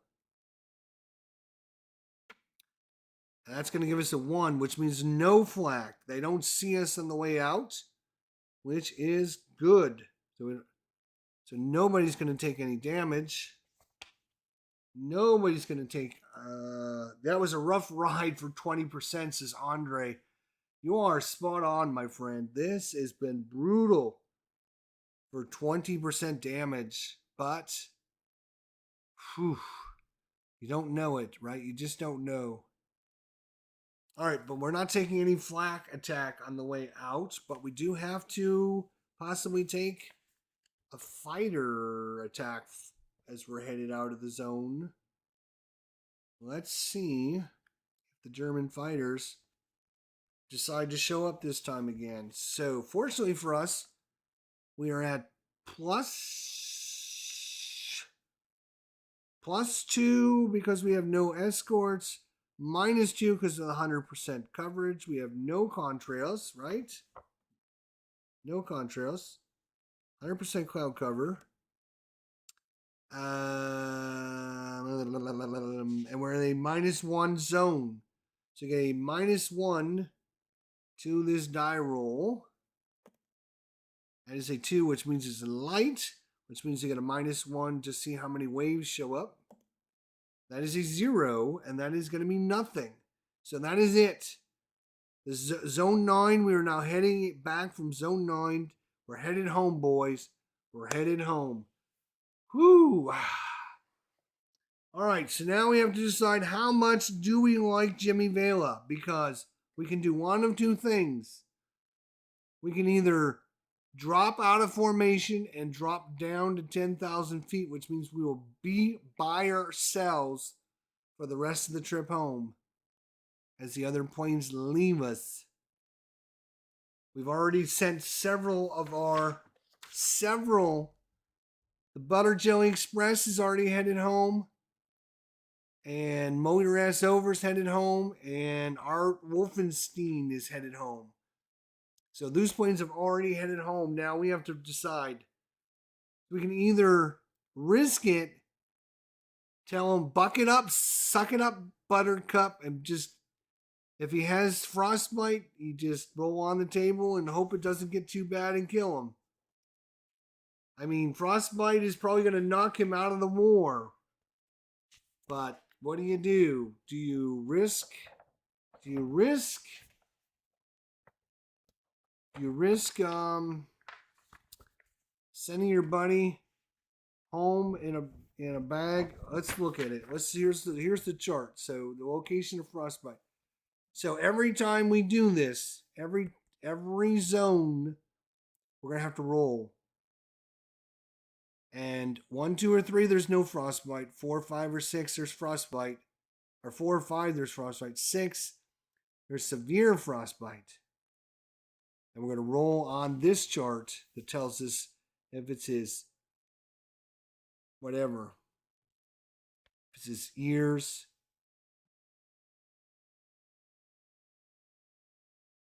It's a tough decision, boys. It's a tough decision. Whew. I mean, you could be putting your whole crew in jeopardy to try and save one guy, because if you fall behind, you have no one to help cover when planes come, which means we have no protection.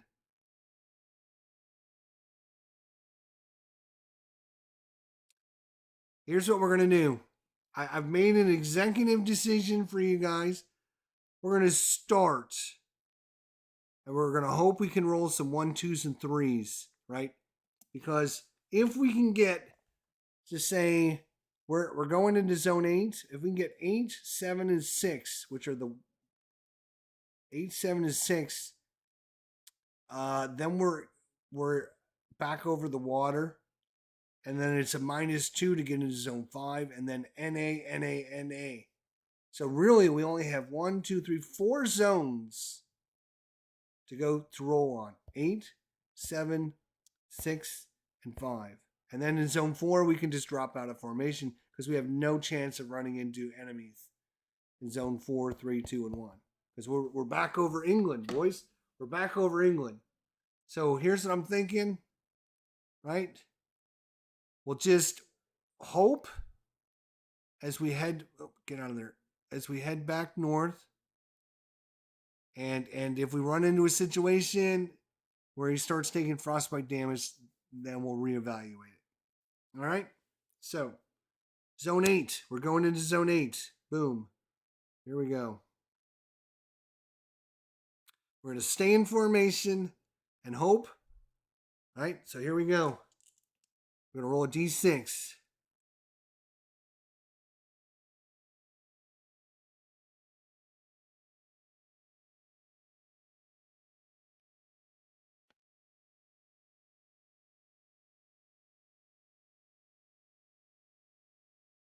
Oh, wait a minute. So you get a +1 for each additional zone after the heat out result was received that the bomber does not descend to 10,000 feet.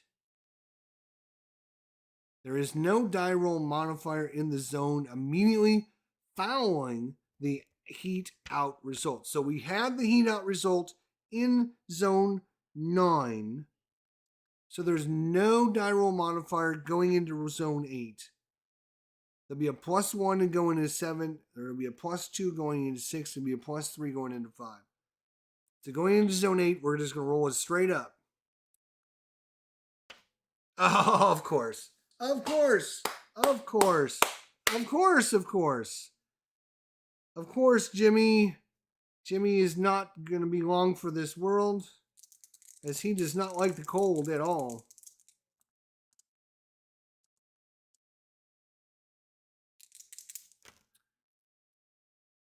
He's taking it in the face. He's taking it in the face.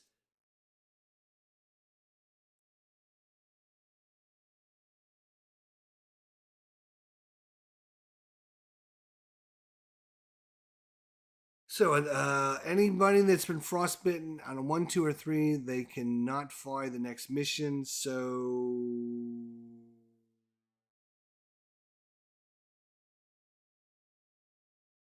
deep frostbite includes blood vessels, gangrene, and the crewmen sent home for amputation. Okay. So that was, I'm sorry, you guys didn't see it. It was a 6. Of course, it was a 6. So he has severe frostbite. And which means he's got deep frostbite in the face, because I rolled a 7 for the result of where it was at. And that means crew member is going to be sent home for amputation. So it looks like he is going to be out of this coming up soon. But we have to still make it home. With this news, we're going to roll. We're going to stay in formation this zone, but then we're going to drop out starting in zone 7. We're going to drop out in zone 7. All right. But we do need to go through the regular procedures for zone 6, or for zone 8 here. So we need to roll for the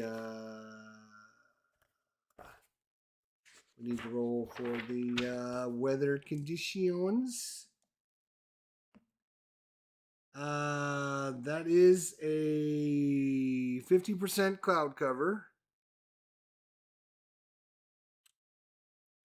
We have to roll for electronic failures. We're okay. We have to roll for contrails, which we don't have any contrails, which is good. And this is going to be the problem one. This is the difficult one. This is the area we do not want to get jumped by fighters. So, we have a +2. We have a -1, and then another -1. So we just have a normal dice roll. We have a +1 because of the 50% cloud covers. I'm sorry, we have a -1. And we have a -1 because zone 8 is a -1. And then we have a +2 because we have no fighters. But we don't have anything for contrast. So it's just a regular low dice roll. That is not a low dice roll. That is a heavy attack. Here we go, boys. Strap them in. Strap them in. I knew it was coming. You knew it was coming. We got a heavy attack. Fortunately, we're still in position, formation. So we got a heavy attack. So this gives us a +2 to this die roll. +2. That's a 9. That's going to be 2 waves this time. 2 waves coming in. 2 waves. Wave number 1. Wave number 1. That is a 15. That is the worst number to roll. Anything with a 5 is usually really bad. That is going to be 3 ME110s. And that is going to be 130 low. 9 o'clock level. And vertical climb. And then we have 1 ME410, which is this one.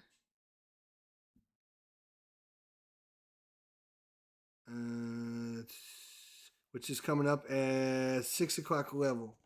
6 o'clock level. All right. That is wave number 1. We're going to call this wave 2. We're going to count it down. Wave 2, and then we'll go down to wave 1. Okay? That'll be easier. It'll be easier for me to keep track of it this way. I think. I'm hoping. All right, we got a bunch of ME110s, which are not easy to kill, and then an ME410. This is like another bomber coming in. Good Lord, look at that thing. Oh, you know what? You are absolutely correct. You are absolutely correct. I stand corrected. Hang on, boys. We got to redo this. Renew it. We are doing a heavy attack, not a light attack. That was a 15. We are over here, boys. We are under heavy resistance. That is 5 FW190s. 5. 1, 2, 3, 4, 5. They're coming in at 12 o'clock high, 10:30 high, and 10:30 low, 9 o'clock level, 6 o'clock high,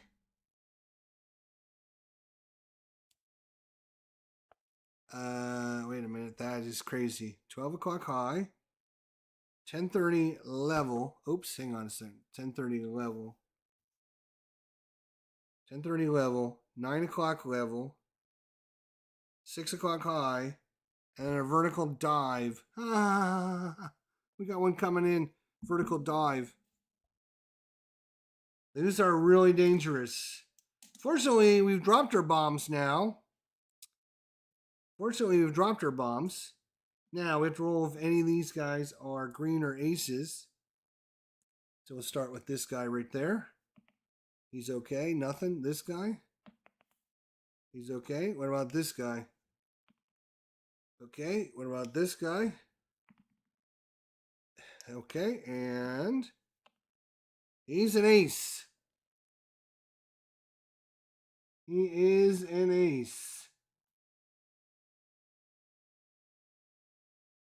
He is a German ace. Okay.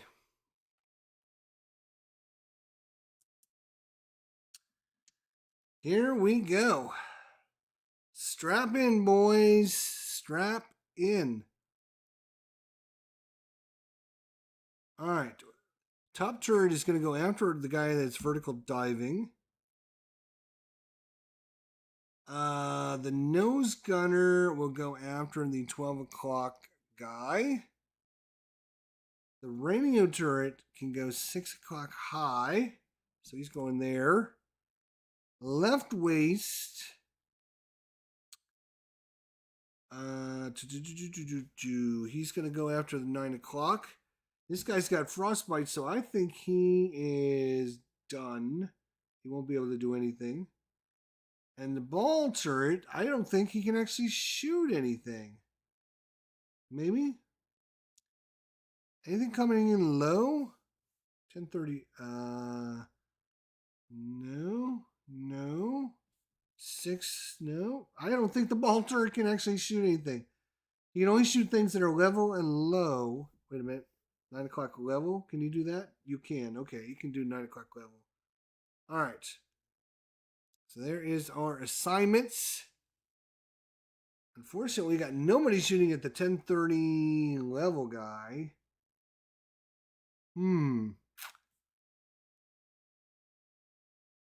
All right, well, we're going to start up here at the top. Nose gunner. Nose gunner.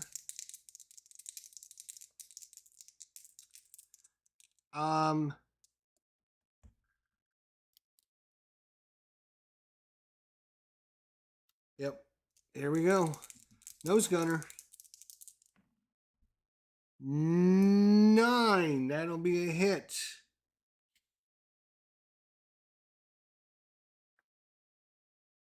Gotta get my charts. Where are my charts? Here are my charts. All right.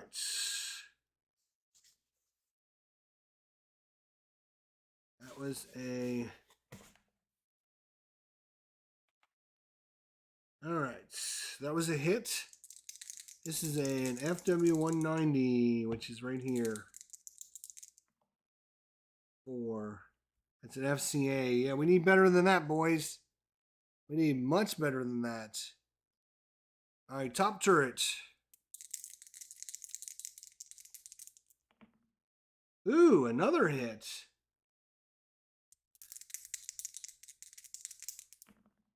Oh, and a destroy. That's Herman. Is that Herman? That is Herman. Herman with a kill. Nice. That is an FW190. Full credit to Herman Lutman. Nice. Dead. Woo. Good shooting, Herman. Good shooting. All right. Let's go here.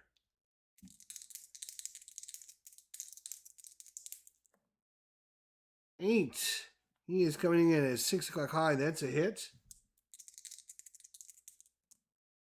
6. Another FCA. So at least I get -1 to hit us. And now let's go after the ace. He's going to be a problem. Ball turret man. Let's take him out right now. Miss. Left waist gunner. Come on.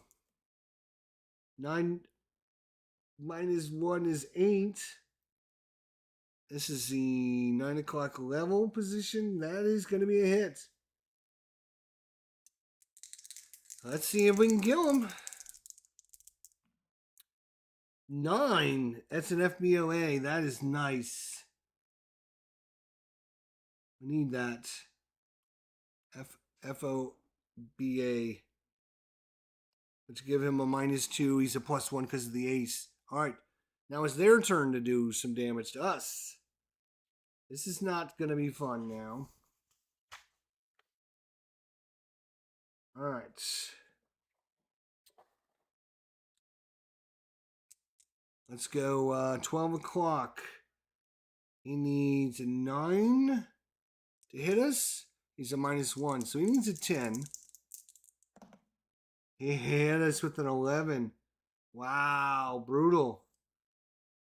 All right, this is FW190, so we're on this chart right there. He does 1 hit. So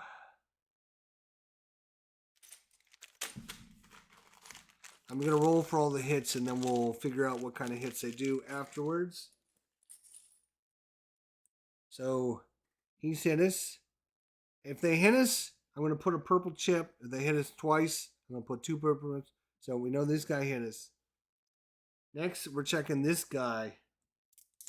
He's coming in 1030 level. Nobody's shooting at him. That's not good. That's a 3, though. That's a miss. All right, then we go to this guy. He's a -1 because he's been distracted. Oh, Jesus. Wow, that's another hit. All right.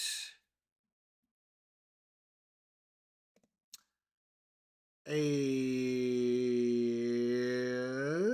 that is an A result, which means he's just superficial damage. So, you know, just hits the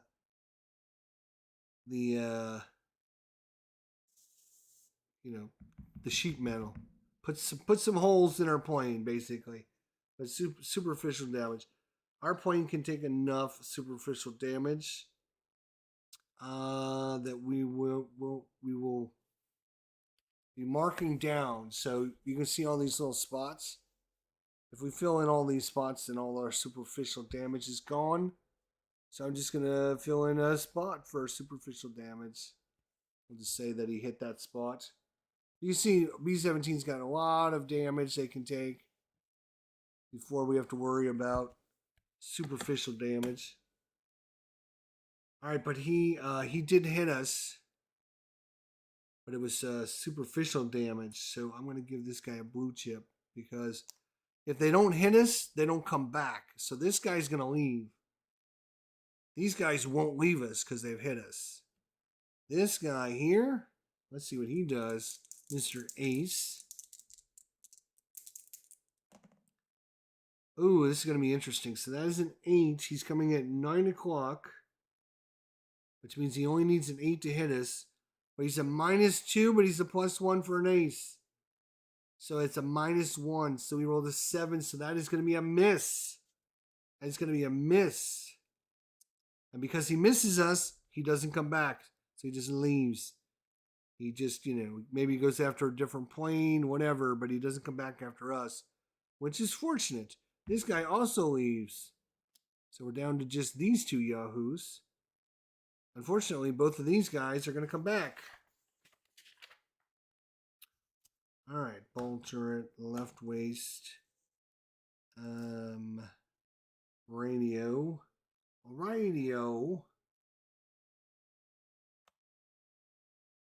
And okay, all right. So, boop. All right. So now we got to see. We'll go with this guy first. 130 high. 130 high. This guy. 130 level. So we got 130 high, 130 level coming back. This is going to be a problem. Our nose gunner is going to go after this guy. Our top turret can shoot at that guy.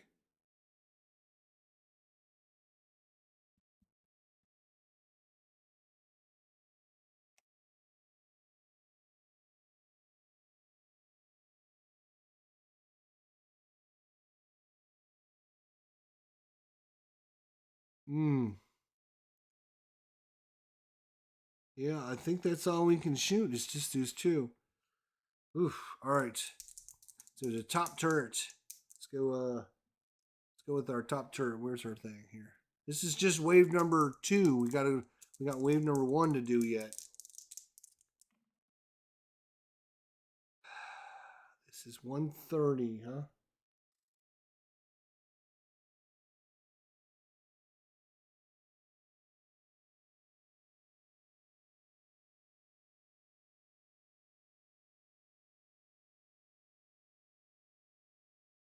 $130.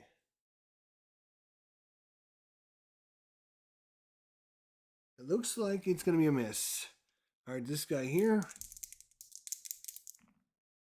That's a miss as well. The Germans shooting at us. FW-190 with a -1. He misses, which means, again, he will fly off and not come back. And this guy here. Damn, he hits us again. Oof. This guy might be an ace. 3. He's hit us for 1 damage. Oh, wait. I was going to... So he's hit us for 1, and I forgot the guy did a purple chip earlier. So we got 2 hits to resolve before we move on. Let's go take our hits. I forgot. Don't yell at me. I forgot.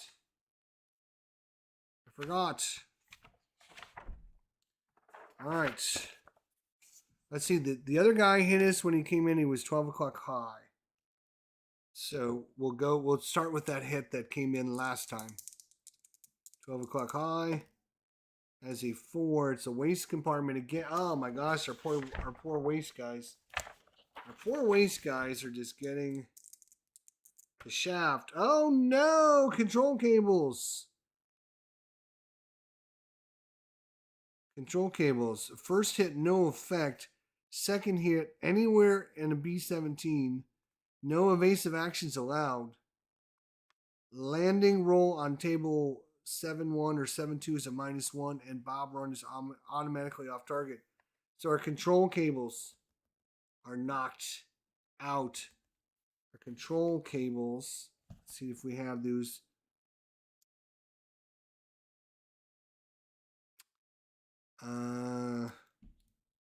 Control cables.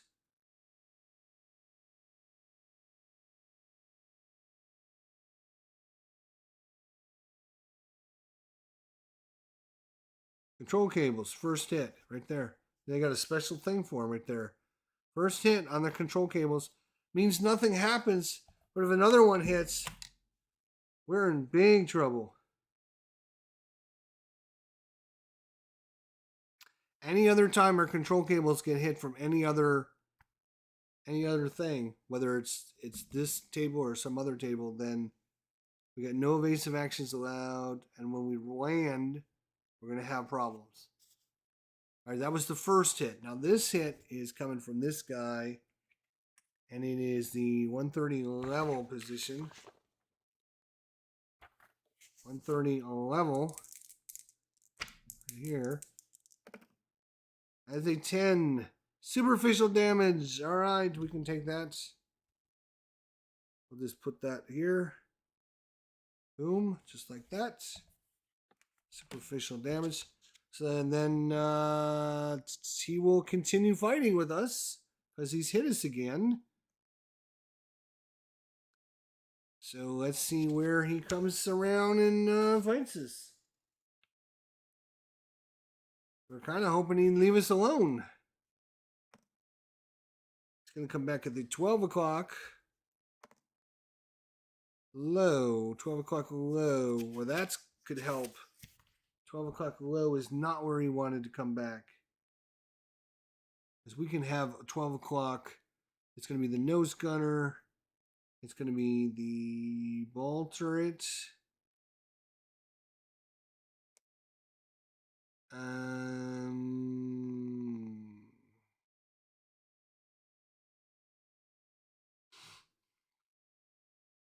So two guys shooting at him. We'll go with the nose gunner first. Miss. And our ball turret. Come on, somebody hit this dude. Miss. Let's see if he decides to miss us.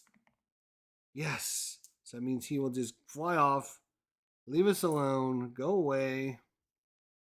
And that's going to be the end of first attack. Second attack, which again is a heavy attack.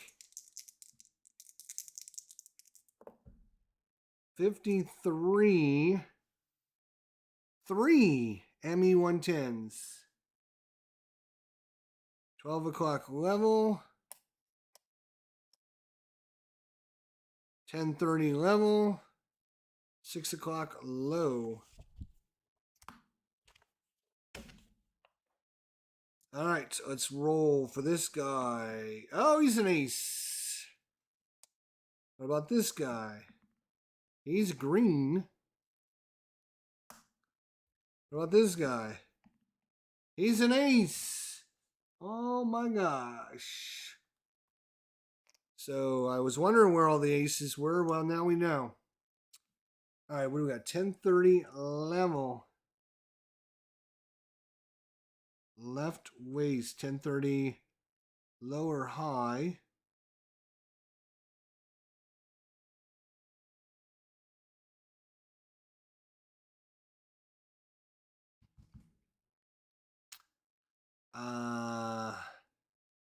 I'm not sure we have anyone that can shoot at 10:30 level. 10:30 level.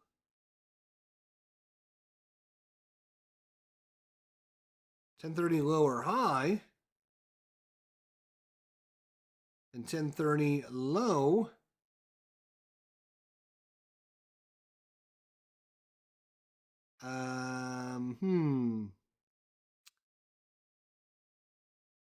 That's not true. Our top turret can shoot him. Okay. And then we have 12 o'clock level. That'll be the nose gunner. We have 6 o'clock low. This is going to be the ball turret and the tail gunner for all you're going to get in there. And 9:30, 10:30 lower high, 9 o'clock low. Nobody's at the 9 o'clock. So, all right, I guess that's it. Yeah, we don't have a left cheek or a right cheek. This is a B-17F before they had the cheek guns. That's what you were saying. All right, let's see. This is going to be a problem. All right. Let's start. We'll start here with the green guys. We get a +1 to attack him. Nose gunner going after him first. Ooh, that might be a hit because he's a green. It's 12 o'clock. I think we're good. I think that's a hit. But this is an ME-110. ME-110 is this column right here. They're actually easy to kill. 8 or higher will kill it. That's a 2 though. That's worse. FCAB. Ugh. FCAB, which does no adjustment on this guy whatsoever other than shows he was hit. All right, let's go to this guy here. Top Turret Man. Oh my gosh, we're missing now. Ball Turret. 9. That ship is going to be a hit. And this is an ME-110. 9 and destroyed. So this guy's going to be destroyed. Let's see if the tail gunner gets half credit. The ball turret. Was that the ball turret man again? Are you kidding me? Wow. That's Tim Zales. That's Tim. And he hits. So half credit. Half credit across the board there on the ME-110 ball turret. That is an ME-110. And the tail gunner, David Whitehouse, half credit, ME-110. All right. So that was an ace, too, so I will be happy to get rid of that guy. Woo! Nice. All right, now we have to resist their attacks. So that guy's dead. We'll go with we'll go up here first. The green guy. He misses, so he will just fly off and be green. Now the ace, he gets a +1. Oh, he rolls a 2. That's too bad. So he's going to fly off. He doesn't like what's going on here. Okay. Whew. Live through another one, boys. Wait. That was our second group. That second group didn't last long. That was good. Okay, now because we had double attack, now the planes take damage on a 5 or a 6. So let's see. Fear Miralier. He's okay. Our plane, we're okay. Took a little bit of superficial damage, but nothing too bad. Straight from the White House, he's okay. Solo board delivery, he's okay. Stuka Struck, he's okay. Grumpy Gronard, he's okay. Dad versus Son of Bitches, he's okay. He's already gone. Piece of Wardrobe, oh, he's going to take some damage. Last Hethwell and Testaments, he's okay. Grumposaurus. The Need for Tweez. Ooh, he's taking a little bit of damage there, a little bit. Tony's Revenge. Almost there. Zale's Delivery. Oh, ouch, that hurts. He took a lot of damage. And Dave, Gaming Cave of Doom, he's okay. Wow. That was a brutal, brutal area for us. That is probably the worst area we'll have on the way home, obviously. It will be the worst area on the way home. All right, we're going in from Zone 8 to Zone 7, but we're dropping out of formation because we have a guy that is now in distress. He has got frostbite, so we're not going to take any more after that attack. We're just dropping out of formation, which means when we roll on the chart, that's going to be bad. It is going to be bad.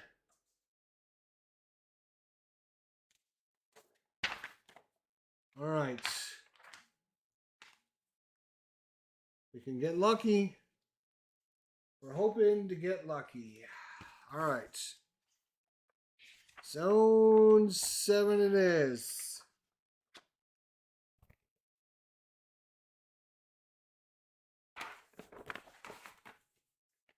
All right. Add a +1 because we had a 50% die because of 50% cloud cover. We want 100% cloud cover if we can.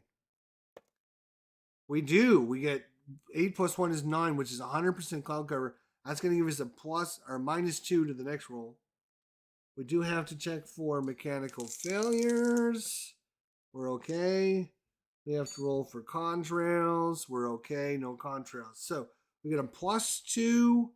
No fighter escort -2 because of the cloud cover. -1 because it's zone 7. And let's see what let's see what we have for dropping out of formation. +1, no. +2 if the bomber's out of formation. All right, here we go. So it's a +2, -2, +2, -1. So we get a +1. So this is not bad, actually. The cloud cover is severely helping us. That was the best roll we could have got. All right, here we go. Come on, nice and low. Oh my gosh. 1 plus 1 is still light. So on this, we get a -1 to the die roll. -1 to this.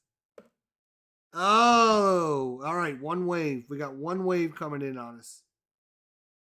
One wave. It went from 2 to 1 because of that -1. All right.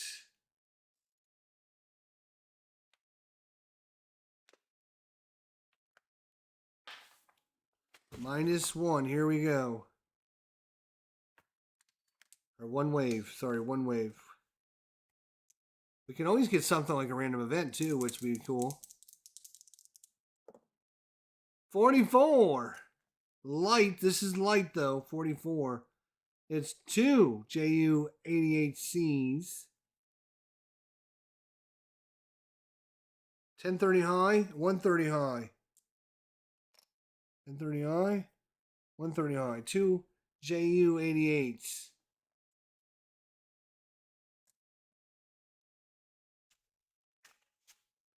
All right.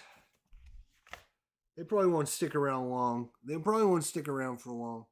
So we got, what do we got? 1030 high and 130 high. What can we shoot at? Nose gunner. We'll go after this guy. Our top turret.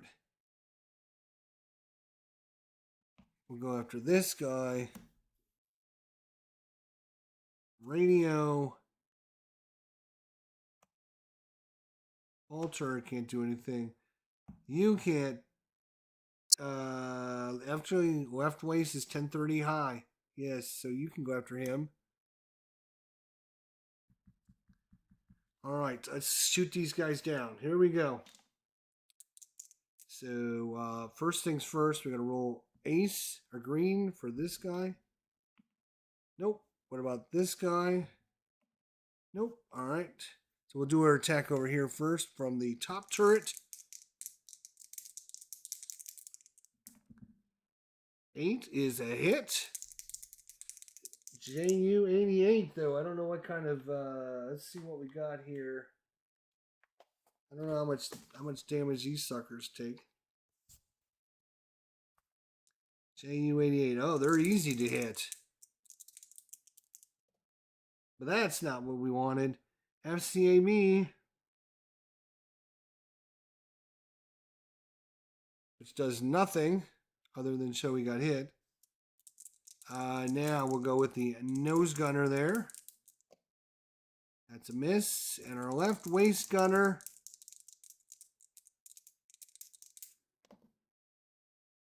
That'll be a hit. JU-88. 10. Destroyed. Left waist gunner. He's going to get full credit for that.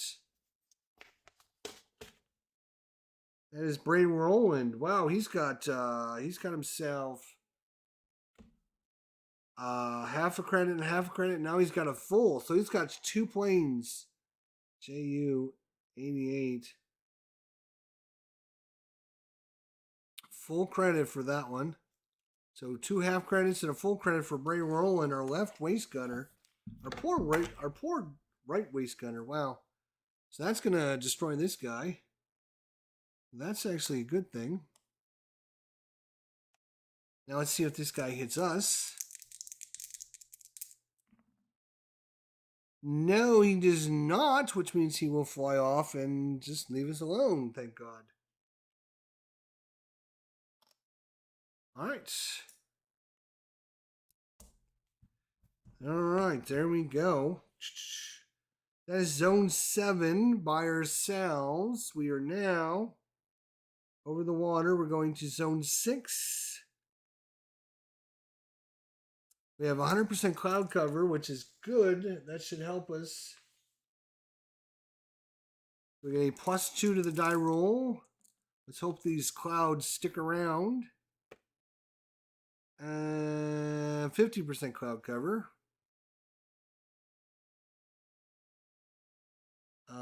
Mechanical failure, no. Contrails, no. So we are +2, -1, -1. So a 0, no adjustments. Let's see, let's hope we don't have anyone show up. We don't. We have light. We have light. And that is going to be 4 -1 because his light is 0 waves. So nothing. No activity. In zone 6. Woo! We go into zone 5. This will be the last zone we're going to have to fight anyone. Zone 5. It's a -2 zone though, so this should be a little better. Alright, so here we go. Cloud cover. We have +1. That is going to be clear. That's not good. Mechanical failures. Oh my gosh. We do have a mechanical failure. 4-3B table. Oh boy, here we go. We're starting to run into mechanical failures. 41, oil tank. So we're going to look at section D for the oil tank. We got an oil leak. Oh boy. Oh boy, we got an oil leak. We might be bailing out, boys. We're over the Atlantic Ocean in the English Channel here. Zone 5. We're almost home, though. We're almost home. For you guys just joining us, we are technically right here. This is right where we're at. We are close to home. We can see it. We're almost there, boys. We're like flagging ships down. Flagging ships down. All right, oil leak. We're going to roll a D10 to determine the engine that's going to be affected. 3 is engine number 2. Engine 2 has an oil leak. Engine 2 has an oil leak.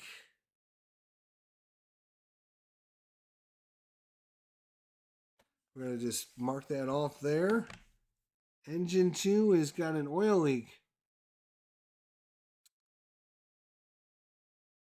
For each engine leak, roll a D10 in each zone for possible fire. 1 to 5, no fire. 6 to 8, no fire, and the leak continues. 9 or 10, engine catches fire. Roll a D6 to extinguish the fire. Okay. We might be on fire, boys. Here we go. All right, but we are in zone 5. We rolled for mechanical failures. We have to roll for contrails. We don't have to roll. Actually, that's true. We do not have to roll for contrails because we are not up high enough to make the contrails because we're not at 20,000 feet anymore. We do not have contrails. And this is our last zone we can get jumped. So if they don't jump us now, boys, we might make it home. Now we'll have to see if we can land. All right. Here we go.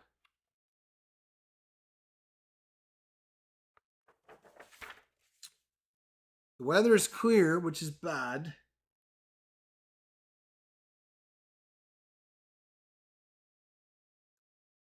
This is a last ditch effort. We're almost across the English Channel.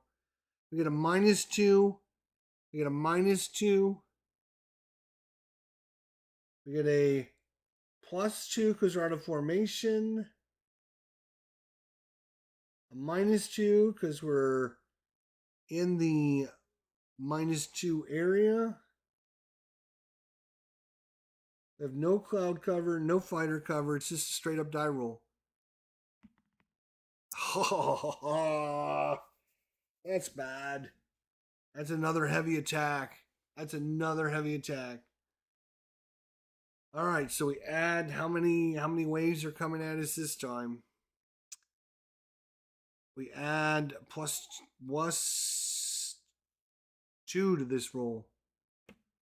7. Oh, okay, just one wave. Just one wave. All right.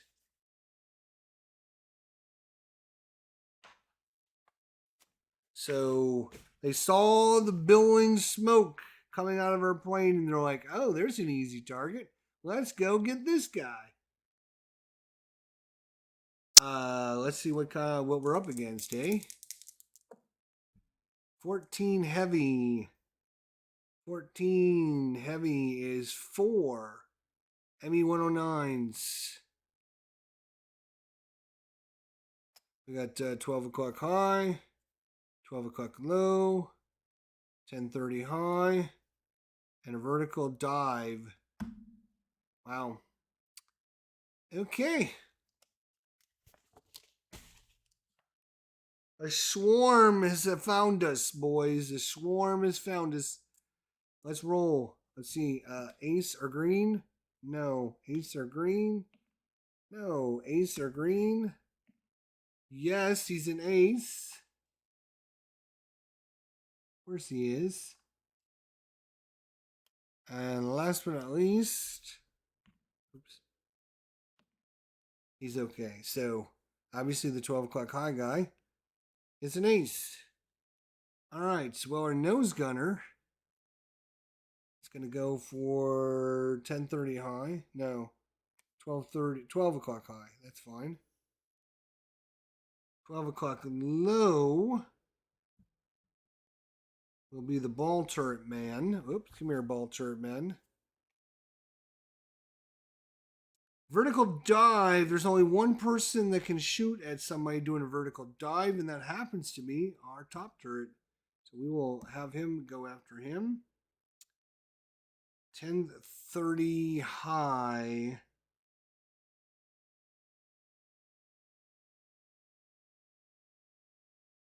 Left waist gunner actually can shoot him. All right, here we go. We'll start up here at the ace with the nose gunner. Let's get him. Let's just kill him right now. That's a miss. We'll go here. Left waist gunner. ME-109. That is a hit. And 8 is going to be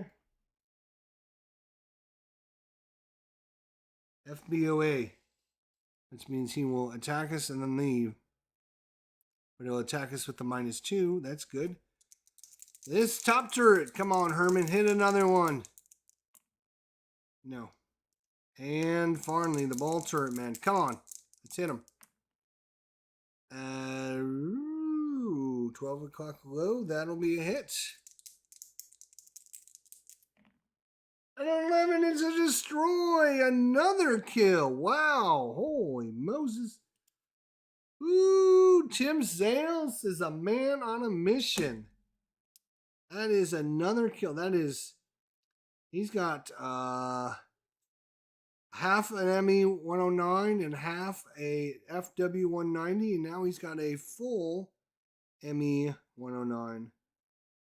So 2 kills from him today on this mission is probably going to make him an ace. Lovely. All right, Ball Turd, man. Good job. Now, let's see what they do to us. The ace coming in on us. 12 o'clock high. Ooh, that might actually be a miss.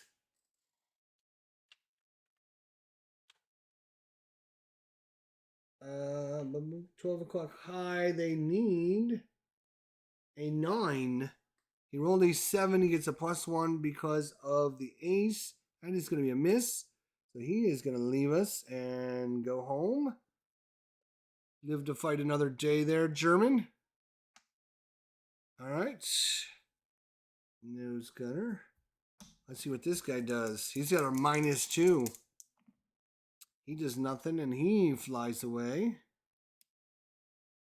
Left waist gunner. Unfortunately, we only get credit for down planes, not damaged planes. Now this guy's going to be a problem. He's doing a vertical dive on us. 9 is a hit. Okay. Let's see what he did to us. Uh-oh, a 5. A 5 is a hit. He's done an official hit. A vertical dive, that's a problem.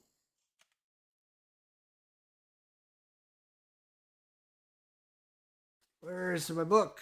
Where's my book?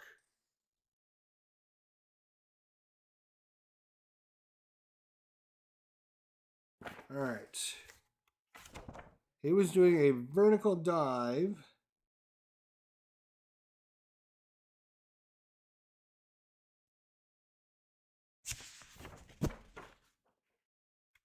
There you go. Vertical dive. These are really bad when they hit you from a vertical dive.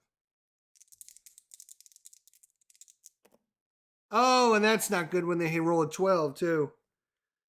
So that is called what they call a walking hit, which is basically boom, boom, boom, boom, boom, boom. Is he hits you as your planes just goes right through all of his bullets. It's a walking hit. Fuselage A. So a walking hit results negate all further shell hits by this fighter for the attack. 1 shell hit in each of the following sections. We're going to roll for the nose, the pilot compartment, the bomb bay, the radio room, the waist, and the tail gun. All news from this walking hit. These are the worst hits ever. Ugh. Yes, terrible. So we'll start in the nose, and we'll just go from there. Nose first. So he just think he's diving on us, right? He's coming down on us, right? Here's our plane. He's vertical diving on us. He's just all the way down. So nose first. 3 armaments. We are in a B-17F.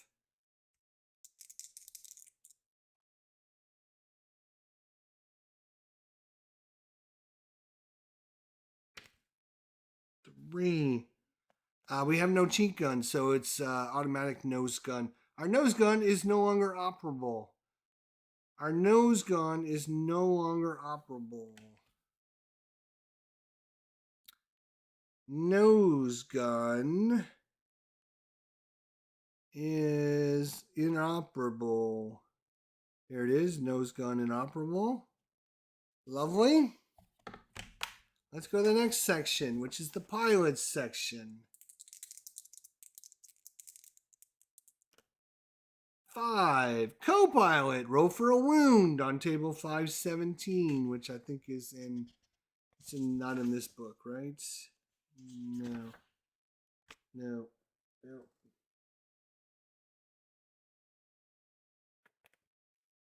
Where is... All right. We have to roll for a wound. 1 to 3, it's a light wound. 4 to 5, it's serious. 6, he's dead. 2. It's a light wound. Crew may continue duties unimpaired. So the co-pilot, Jacob, is almost dead, but not quite. Now we go to the bomb bay and see what happens in that area. 10. Fuel transfer pump. Roll a d6. 4. Superficial damage, no effect. So we do have to take some more superficial damage, but that's okay. I'm just going to fill it in a random spot. So the bomb bay didn't really matter because we don't have any bombs left. We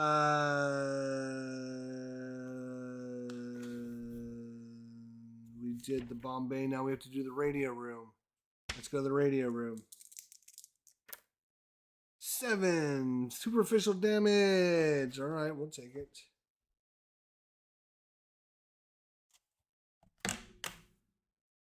Then we have to do the waste area. Waste, yep. All right. Waste area. 4. Superficial damage. All right, we'll just fill in another bubble. Our plane is coming back with a lot of holes. And finally, the tail section. Rudder. Rudder. 1 hit. Rudder. 1 hit. Tail section.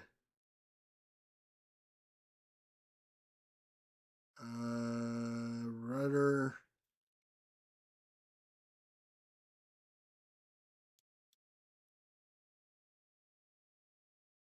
I think that's it. Okay. We're not done because this guy decides to come back and fight some more because he's having so much fun with us. He decides he wants to come back and play again. Our nose gun is no longer available. Let's see where he comes back. 3 is 3 o'clock. 6 is high. 3 o'clock high. Who can shoot at 3 o'clock high? Good question, you might say. 3 o'clock high is our top turret man. This guy's frostbit. He actually 3 o'clock high, yes. He can actually shoot. He just gets a minus to his attack. I did notice that. I was just for role-playing purposes not having him attack, but you can actually see you get a -1 if gunner is suffering from frostbite. So he can still attack. He's just a -1. All right, so we got 2 people shooting him. Let's see if we can down this guy. So we're going to go with the top turret. Miss. Our right waist gunner with a -1. Misses. The ME-109 coming back. Misses. So he will then fly away. Okay. Whew. All right.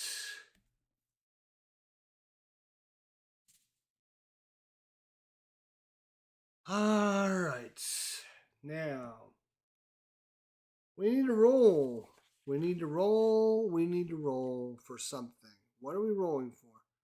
We're rolling for something. What are we rolling for? We're rolling for something. We're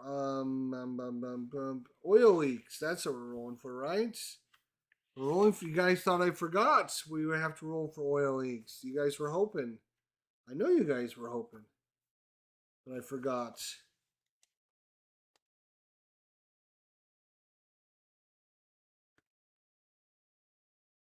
Where is that chart?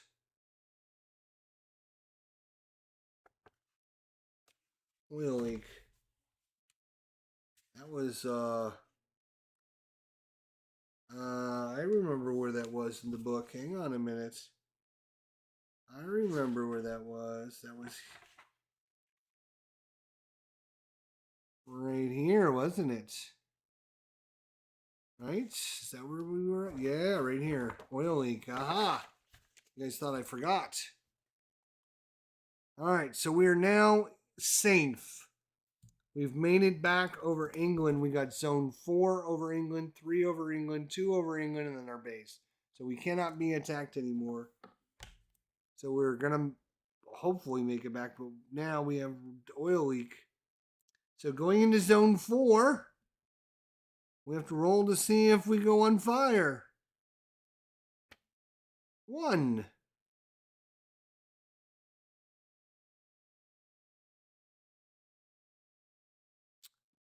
1 to 5, no fire. Leak stops. Okay, so there you go. The leak stops. You guys did a good job fixing the plane up. Maybe they shut the engine off. Who knows? But the leak stops, so we don't have to roll for that anymore. Okay. Thank God for that. I'm not going to roll for... Well, I guess we could roll for mechanical failures. In the zone? No. All right. Now we're going to... That was zone 4. Let's go down to zone 3. Mechanical failures. Well, that's a 12. No, fortunately. Zone 2, mechanical failures. 99, no, okay. Zone 1, all right, we're going to land. We're going to land. We have to see how we do with landing.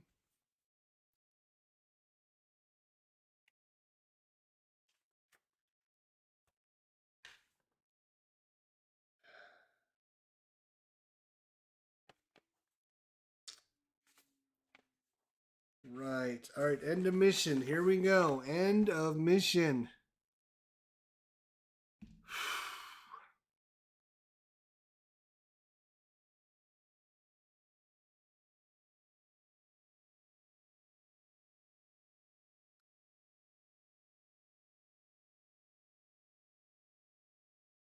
-3 if landing with only one engine operating. No, we're okay there.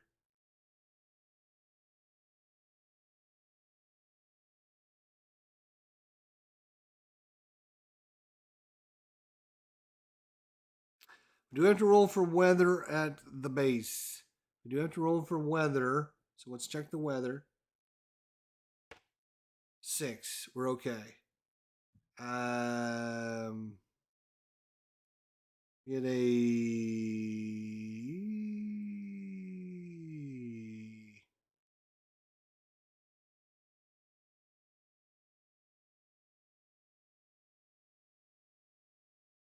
We are...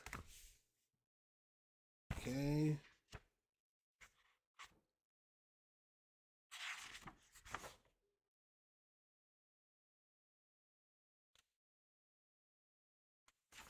All right, I think we're okay. I think we're gonna roll a die.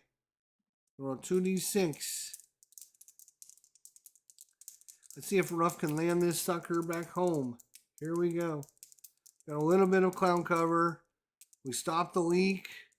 Our frostbite is just mild. Well, it was a heavy case of frostbite. He's gonna have to. Jimmy is gonna have to take a. He's gonna miss a mission at least. Here we go. We're gonna roll high because 2 to 12 is good. 7. So even if we had like a -1, -2, it'd be okay. But I mean,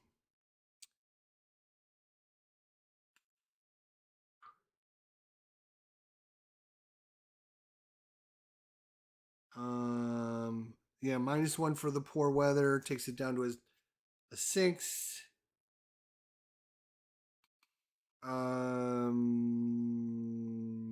Control cables are out, -1, so that would take it to a 5.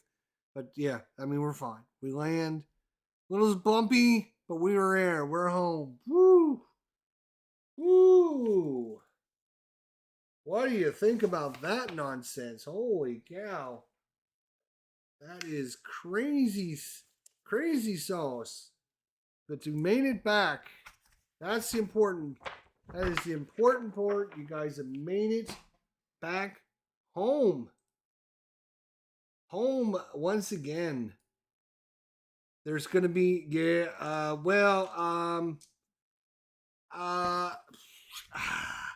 that frostbite table is a little weird. I'm not a big. It was severe frostbite.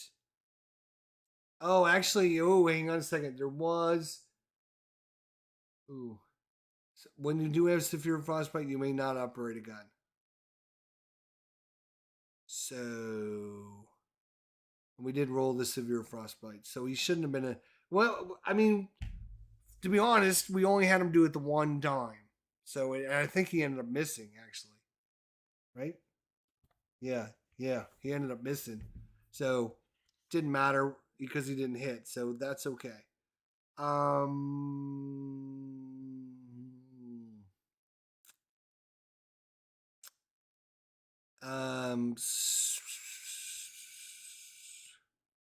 Oh, I see. Oh, okay. So after landing, we roll a d6 for each crewman.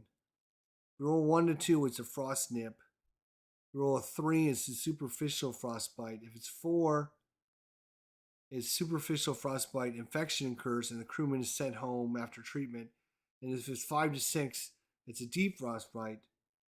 Necrotic blood vessels, gangrene, and then the crewman is sent home after an amputation. So we will roll that. We will roll that. I'm going to bring you back to the table here.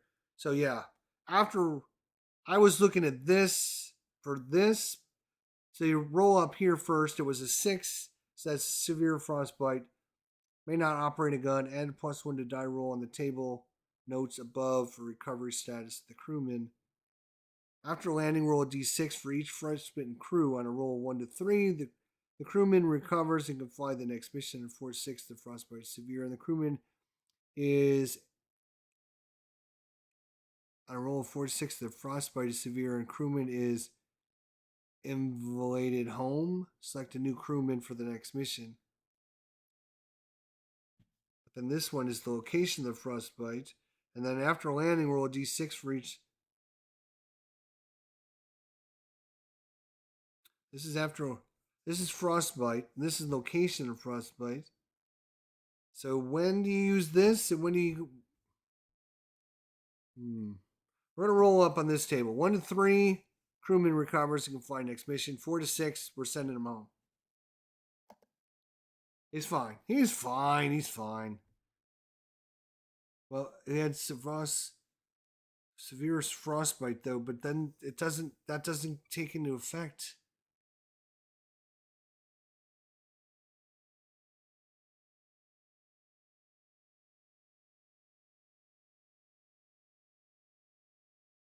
See, that says for each frostbitten crew. So there's frostbitten and then there's severe frostbite. But I don't see like a table for severe frostbite. You know what? I'm just gonna call it. I'm just gonna say if you're frostbitten, then you roll on the table. If you got severe frostbite, you're gone. They're gonna send you home. You're probably gonna lose some fingers or whatever. So yeah, we're just gonna have to. Yeah, we're gonna have to just. We're just gonna call it on this. Jimmy Vela, it's been. You've been a good right waist gunner, but we're gonna call it. We're gonna call it an episode with you. Say goodbye to you, and send you home. You're gonna go home. You get a ticket home. You get a ticket home. Yeah. Yeah. I'll get it right now. So,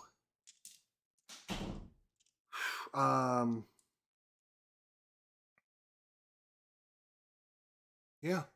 So Jimmy Vela, our right waist gunner. We're gonna have to get a new waist gunner. Let's see. Let's count up Jimmy's contributions. Mission 1, he got a kill. Congratulations, Jimmy. Mission 2, nothing. Mission 3, when we went to the Orient the first time, Jimmy got half a ME 210 kill, half credit. Mission 4, he got nothing. Mission 5, he went to Bremen, Germany. He got an ME 109. That brings him up to 2 kills. Mission 6, he got a JU-88. And then mission 7, he got nothing. So he ended up with 3 kills. 3 kills for Jimmy Vela. And a little frostbite and sent home. So we're definitely gonna get a replacement for our right waist gunner, Jimmy Vela. Vela. Anyways, yeah, a lot of fun with this game. If you if it's one of these narrative, story-driven, you make it what it is. You can make it as whatever it is. There's some rules, that we kind of skirt the edges with, but we also add in extra things. Oh yeah, we got to roll for our other planes to see if they make it back. Almost forgot. We might be getting some new planes in. So, we're going to roll for the Butter Jelly Express. If we roll doubles, he didn't make it back. Butter Jelly Express is okay, makes it back. Now we have to see if on a 6, any kind of crew or anything like that. He's okay. All right. Mow your ass over. Let's see what happened to Mo. He's okay. And no crew damage. And Art Wolf. He's okay. And yeah, everybody made it back. Some damaged planes. 3 damaged planes. Zales, we have to actually roll for Zales delivery over there. He's okay. He had a lot of damage, so I wanted to check on him.